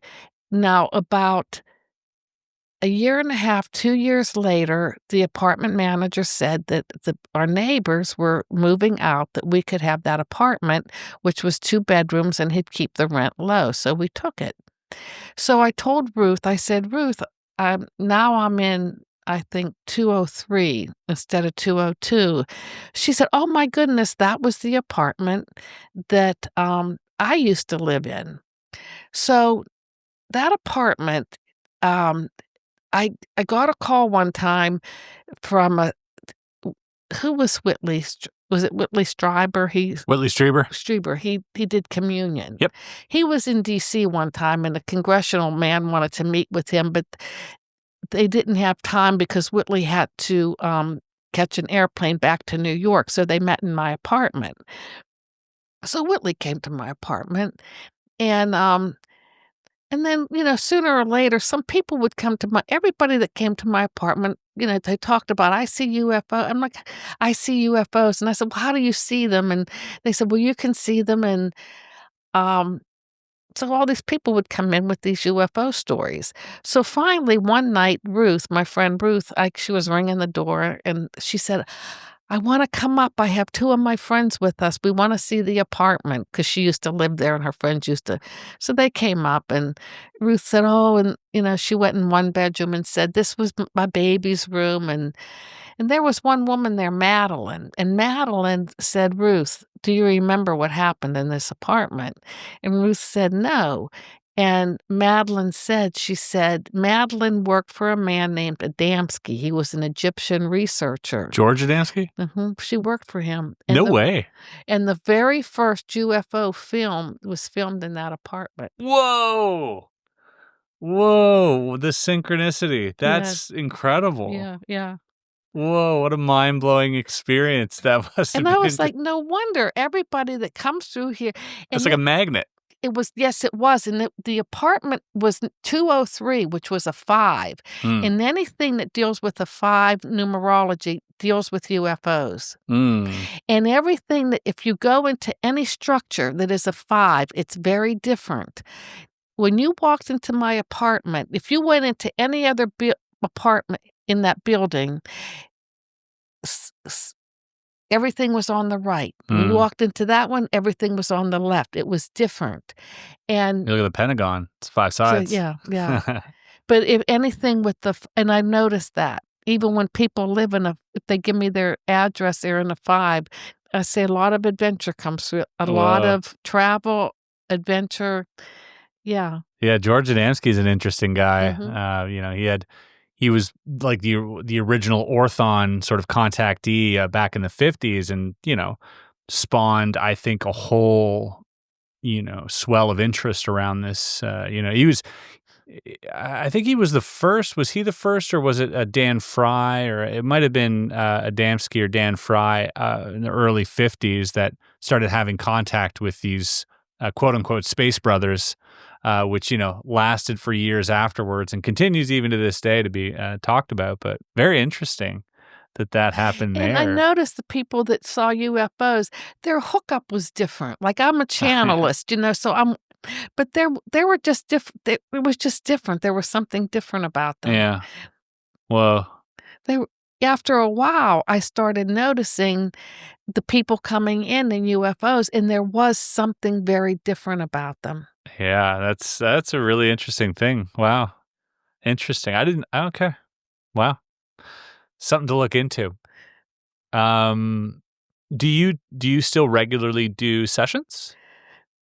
Remote viewing sessions? Yeah, I work for Ed May sometimes. Yeah? Yeah, he gets some money sometimes, and he looks at certain things. But yeah, I do remote view for Ed May. Do you ever find yourself doing it for yourself or for your own personal knowledge? Sometimes. Yeah. How is that? Now, here's the other thing with remote viewing a lot of times too, is like when it's done for personal gain, it really doesn't work that well. Well, you lose objectivity. I see. I do tarot cards. I do I do automatic writing. I do tarot cards. I do remote viewing. I do different tools. It depends on what a person wants. If somebody wants to know, you know, about a loved one on the other side, I'll do the channeling. So I have different tools depending on what people want. This is putting you on the spot. Would you be open to doing a session today? Yeah, I'll do a session. Really? Yeah, I'll get you a pen and paper. Okay. What do you need? Pen, pencil, pen and paper? Okay. And do I set a target aside, or how do you want me? No, you want a remote view, or do you want just information on a regular reading? Could be either or, you know, whatever you're open to. I'm not gonna. I'd just rather do like a reading, not Sure. Yeah. Okay. Because when I remote view, I go down into more like an extended.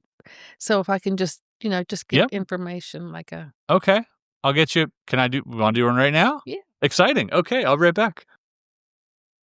Well, you want a reading? Do you want a reading? I mean, I'm open to it. When's your birthday? This is real simple. This is real simple stuff, but go ahead. When's your birthday? March 22nd. What year, man? 1984.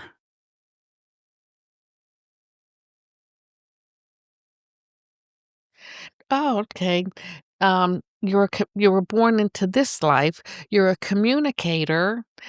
You're actually a healer also. You work very well with others. And you're a natural leader, but you're a communicator. You're a writer. Hold on, let's see what's going on with you this year. What went on? Oh, wow. Did you have a lot of changes this past year? Yeah, I would say so. Okay. The changes that you had this year were needed. You probably looked forward to some of the changes. Maybe some of the changes you didn't want, they were forced. But what it does, it's setting you up for 2026 to have more, it's going to be more financial gain in 2026. And that's what this past year, it's sort of like you were reshuffled or trying to get a realignment or reshuffled. But this past year, 2025, would have represented change for you. All right, so we're getting money in 2026. Is that? Yes. Nice. Okay. And that usually starts on your birth. Your birthday's your new year. Oh, interesting. I like that. Yeah. So, yeah, and you are, you probably are blue. You probably are the aura blue. When I look at but go ahead and ask a question. I get questions. Okay. And this is about my path or my. Okay. Let me ask you this.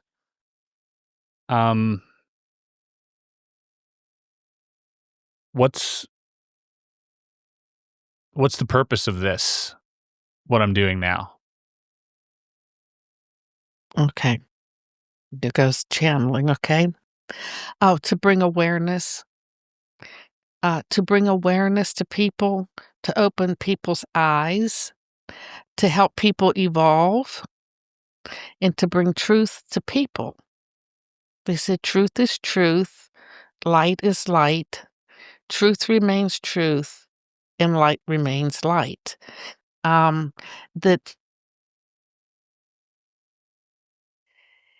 It's to bring awareness. You're doing it in a very gentle way on all of how you're doing this and how you're going about trying to educate people. You're doing it in a very loving and gentle way, which is important. But yeah, you just want to make people more aware of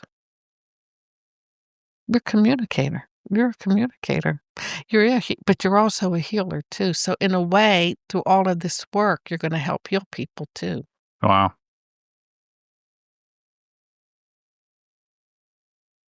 Yeah, they love it. Keep up the good work. Yeah, you're doing good. When you say they. My guides. Fantastic. Well, right back at them. Incredible. Thank you.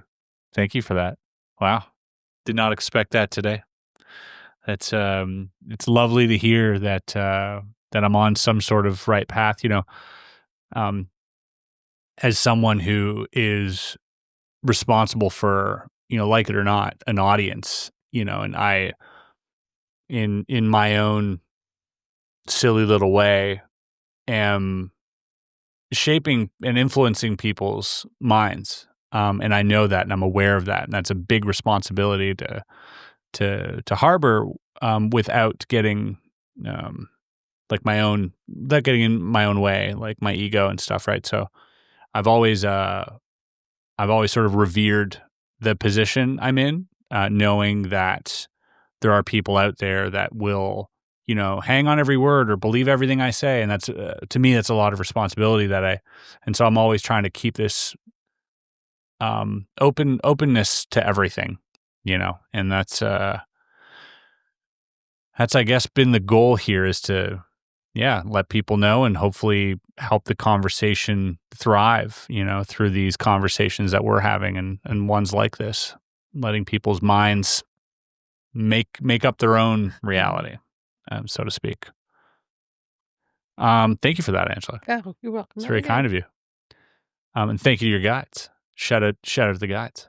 I do have a question, and you let me know if you're comfortable with this. And this I'm only asking because there would be definitely a follow-up question here by my audience. I can foresee it already. When you were on the Shawn Ryan Show, you had stopped at a certain question. You know what I'm referring to? I know everybody asked about that. If you tried to look into religion at all, such as the crucifixion,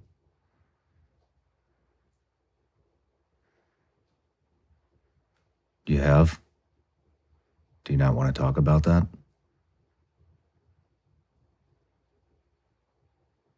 Okay. And I'd be a poor interviewer if I didn't ask it myself. Okay, first of all, I was shocked that he asked the question. When he asked the question, I was in shock. But I stopped because there was no way I was going to answer that question on that podcast, because I do know that he gets a lot of his audience is mainstream. A lot of his audience is mainstream. So there was no way I was just not going to answer that. But no, I did not. But the truth of the matter is no, I did not remote view the crucifixion. Okay. I think it was just more in shock that he had asked it. He kind of asked it excitedly, or he thought I don't know. You just weren't comfortable. Oh, no, I wasn't comfortable with Yeah. the question. I wasn't comfortable. Yeah. I mean, it's a strange question to be comfortable with. But, people can remote view the past. So Yeah. if you want to, but I wouldn't want to remote view the crucifixion. That would be so sad. Yeah. Yeah. I'd agree with that. And what do you take from that, right? As a remote viewer, you're like, well, it's horrific. Yeah, I mean, and I remember they would do, I think one of the remote viewing sites we had was Masada. Would you remember how the Jews took Oh yeah. And I remember the very first time I did I don't even know why we would have even had that in a target pool for training, but the first time I did it, I got Masada, and it was uncomfortable. Well, here, a couple of years later, I think the target was pulled from me again, and I just wouldn't do it. But it just something came over me. Something came over me. It blocked me, and it was like, I'm not doing this again because it was so uncomfortable. Yeah. So I decided not to do it. Uncomfortable in the sense that, like, emotionally, you were just like, yeah, those Jews were poisoning themselves to kill themselves. And Yeah. so the second time, I did not know it was the Masada site, but I knew something came up. It was something stopped me and said, "Don't do it." Okay. Yeah, and you got to listen to that. Yeah, Yeah. I couldn't. I said, "I'm not doing it." Great. Yeah. Thanks for answering that question. Yeah. Do you ever perceive? Have you ever perceived any channeling from any entity other than human? Like, because channeling is just like your guides are coming through you. But have you ever perceived? Because we have these channelers that are out there. Whether it's Bashar or mainly Bashar, because there's some other ones too. If you look at like the Book of Ra and these type of contact cases where they were channeling some entity to come through them and speak through them.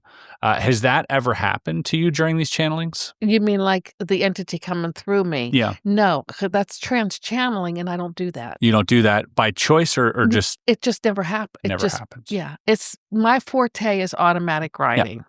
I just... if an entity wanted to come through, I don't let it come through. Because it's not, I actually just spoke to a gentleman, his name is Jose Jofremia. He was Spanish Air Force, 1971. He was on duty, night shift, and the dogs were barking, and he's like, what's going on? These trained dogs are going nuts right now. Giant UFO overhead, big flying disc.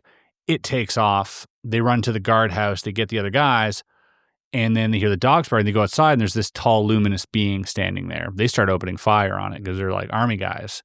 It runs, hits the fence, leaves a hole in the fence, and only years later, he went on a quest after this to figure out, like, what was that night that I saw this tall, blonde sort of like entity that was there. And so he started researching UFOs. He would go to see witnesses. He got passionate about it. He's like, I want answers. And he couldn't find answers there. And this led him to a more sort of down an esoteric path where he started learning, meditation. He learned all sorts of like healing and eventually got into automatic writing. And it was through the automatic writing that he was able to communicate with this being he called Sharim. Okay. And it would come through in terms of writing. And then they set up a meeting date, and apparently he met this being. Oh. Yeah. So I was just, that was the basis of the question there. Do you ever feel like there was any other influence, or was it always just? No, it was mostly, my God. They're called joy guides, and they're just entities on the other side that maybe don't have past lives, or if they ever lived. They're called joy guides, is what I was told, how I was taught. Cool. Very cool. And they're funny. They're funny? Mhm. They have a sense of humor? Mhm. I like that. Are you familiar with Journey of Souls? Dr. Michael Newton? Yes. That is yes. one of my favorite series of books because it kind of bundles up our existence in a nice, neat package, and I like that. It fills all the plot holes that one would have about life. Yeah, it's funny. I mean, even whenever you talk to people on the other side, it's just funny. Yeah, we get that a lot too. That they're Mhm. like they're tricksters, almost, Mhm. and pranking each other, and like mocking, gently mocking us. And there was the one story where this person, through their hypnotic regression, went to the other side. And as soon as he got to the other side, everyone was sort of laughing at him because of how vain he was in that lifetime.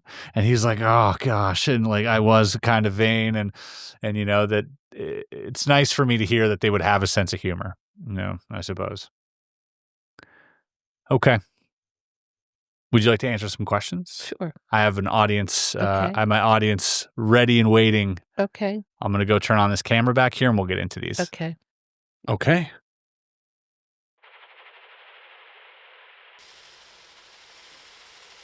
Wow. Fun, right? Listen here. Have you ever encountered a person with psi ability that was perhaps guarding or blocking you from obtaining information from Corinda? Yeah. Who's Corinda? Discord member. Yep. Okay. Yes, I do. That have the psi abilities that was guarding. Okay. Sometimes when people, a person with the own psi, yeah. I mean, if people don't want me to know something and they're blocking, I'm not going to get the information. Whether they have psi ability, whether they don't. I've read people. Sometimes I read people that are very private people, and it's very hard to gain information from that. And if somebody does not want you to know something, you're not going to get it. Was there ever did you ever feel a presence when trying to like infiltrate a more sensitive area that didn't want you there? Because there are stories of Joe McMoneagle, I think in Mind Trek, or even Ingo Swann mentions this, where they would go to a place and it would be almost like a sentry was there preventing you from going further, and like kind of like, what are you doing here? Yeah, like I always tell people, I'm gonna give you information that I'm receiving. I can't give you information if I don't receive it. Mm-hmm. So maybe there is information out there that maybe it just maybe not meant for us to have it. I see. And you have to accept that. You have to honor that. Yeah.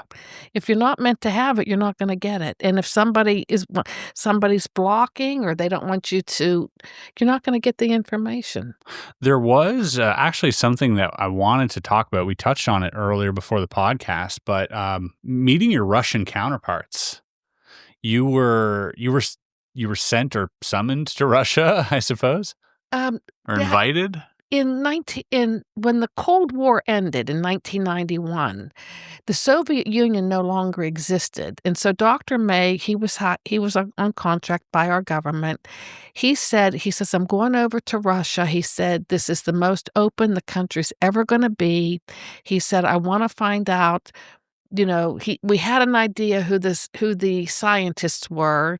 He wanted to know what were they working, what was the paranormal research being conducted. So he started to go over there and he started to make several trips. Well, after a while, they trusted him and they said, do you want to meet the general who was ahead of the psychic program? And he said, yes. And he met Savin, General Savin. And then him and Joe went over and they met some remote viewers. Now, because Ed kept going over there, he started to meet the high ups. I mean, this was in the 1980s. They were spying on us. We were spying on them. Stories were being told. So there was a book written in English, ESP Wars, East versus West. And then there was a book written in Russian, ESP Wars, West versus East. So the book, whenever it was published, we got invited by a Russian newspaper to go over, and they held a reception in our honor. So we went over in December 2015, and I met the general who was in charge of I think he was in second of charge of the KGB. You met this person? Yeah. Oh my goodness. Okay. And he was they said he was making like weaponry, psychic weaponry. And then we met the man who taught the PK, the movement of objects. He was a psychiatrist and also a regular doctor, and he was teaching psychology at the University of Moscow. So we went to his classroom, and he showed us. We went down into the rooms where they taught the PK, how to move objects. And we met a psychic healer who was very popular in Russia, but he traveled with Yeltsin and with Gorbachev. He was there. He would travel with them because he had to protect them psychically to make sure that they weren't getting harassed by other psychics or something, or that they weren't going to be, killed or assassinated. Now, what we found out. Well, because of this book, what we found out, because Russia has a long history with shamanism, the Russians accepted this phenomena much more easily than the United States. They had an easier time with it, and because of it, they did more with it. We only remote viewed because of the MK Ultra. The CIA had the MK Ultra and messed with people's minds. So by the time our program came along, there was human use involved. They could not mess with our minds, and we were only contracted to do remote viewing. So then we met some of their psychics, and we asked them, how did you do? We asked them, they said, what method did you use? And they channeled. They were channelists. Really? Mm-hmm. Whoa. And we said, how do you train people? And they said, we teach them how to open the channel. They were doing what I was doing. Wow. What I was getting my heart. Yeah, what they were giving you a hard time for. And that's what they were doing. What was that like? Was that like a, oh my gosh, sigh of relief? Or yeah, I'm like, son of a gun. They're channeling. They're channeling. Now, when they introduced you to this general and this second in command of the KGB, he said to you that he was developing psychotronic weaponry.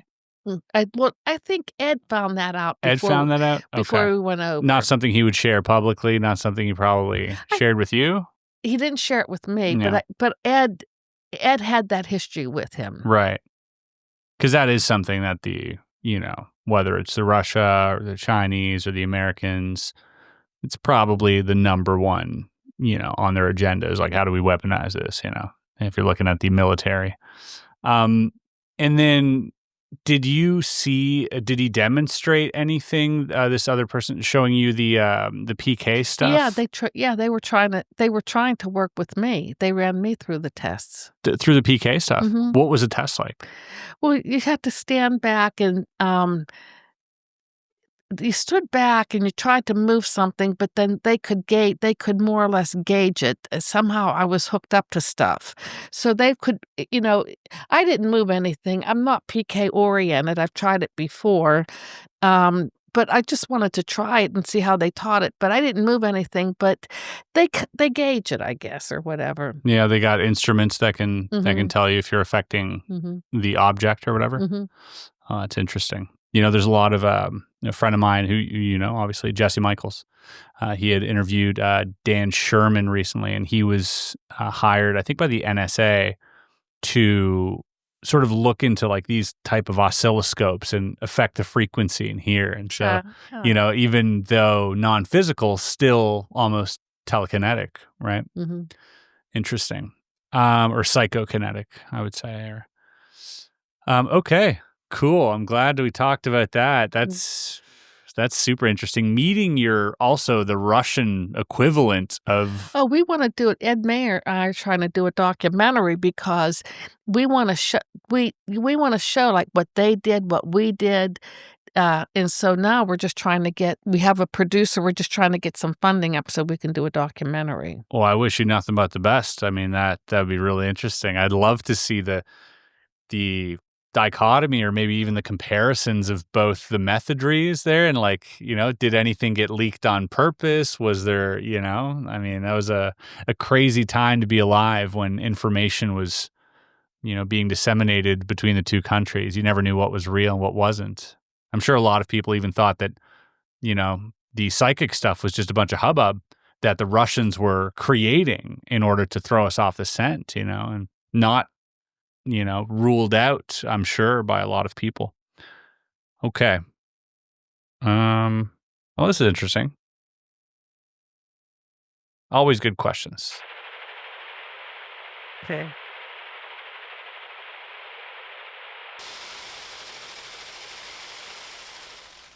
Have you RV'd or have an opinion on 3-Eye Atlas, its origin and nature by Andy Lee Fisher?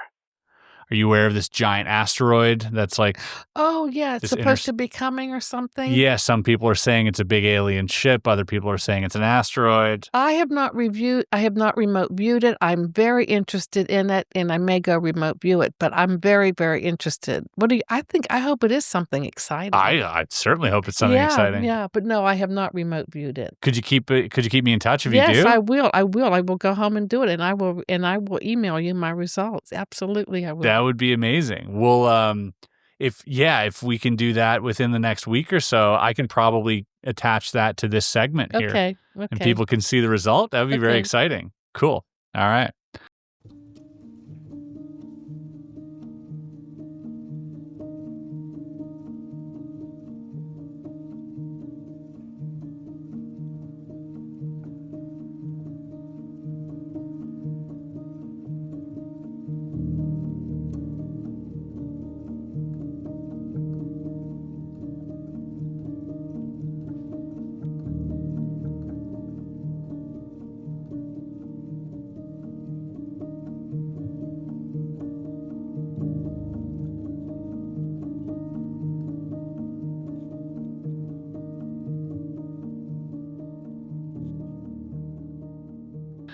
Thank you, Andy Lee Fisher. Great question. Also something I was wondering. This is something we talked about a little bit, but this is the last question here. Were you ever scared during any of your RV sessions by Perry? No. No. Never frightened. Okay. No. Always felt very comfortable. Mm-hmm. And if you didn't, you would just... I was never scared. Okay. I did not like some of the targets, like the one with the Masada, but no, I wasn't really afraid. Fair enough. Yeah. Well, that about wraps up our time here, Thank Angela. This has been just such a joy. It's been a joy for me, too. Thank you so much. You're an amazing guest. I'm so glad we finally made this happen. You're just a joy to be around and just a wealth of knowledge. I'm just really grateful for your time. Thank you for coming Thank you. out. You have a wealth of knowledge, too. I appreciate you saying that. And thank you for my reading. Oh, that's not a problem. Not a problem. All right. Cap it there. And that's a wrap.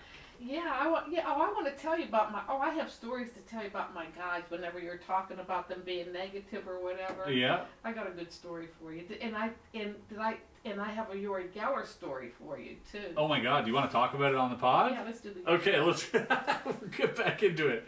All right. All right, we're in overtime. Oh, yeah, we got to do the Uri Geller story. It's something we completely failed to mention is that, well, first of all, to set this up, Uri Geller, famed mentalist magician. I'm a magician. We see Uri, we think he's a magician. But we obviously have heard tons of stories about the infamous Uri Geller and his involvement with the psychic program. I would love to ask you your take on Uri Geller. Okay, well, Uri Geller was with Stanford Research Institute long before my time, and then he went back to Israel. He was probably in Israel by the time I got into the program in 1986. However, in 2004 14, there was a woman by the name of Annie Jacobson. She wrote a book, Phenomena. Yes. So she came out to my house and she interviewed me for the book. She interviewed Joe McMoneagle, and I think she interviewed Dale Graff. So she came out, she interviewed me, she talked about this book. Well, and she told me that she went to England and she met with Uri Geller and she interviewed him. Now, Annie was not only looking at Stargate, she was looking at the whole, since World War II, since how the U.S. government used psychics. So it wasn't just centered on Stargate. So I was sitting there a couple of months after she came and interviewed me. I was at my computer and she emailed me and she said that she liked the remote viewing session I did on the St. Louis Ark. And she said she wanted to use it for the book. And she said, can you email me any information that you remember about doing the site or whatever? So I said, sure. And then she emailed me and she says, can you do it now? She said, I want to finish this up. She says, I'm leaving tomorrow to go to Israel to meet with Uri Geller. And I said, I thought you already interviewed Uri in England. And she said, I did, but he invited me to his home in Israel. And she says, I've never been to Israel, so I really want to go. So I said, okay. So I did we got a nice write-up on the St. Louis Ark. So she went over to meet with Uri. She's visiting him, and it's towards the end of her trip. And she said, I'm going to buy some postcards for my family. I want to send them some postcards. She says, we were in a tea shop.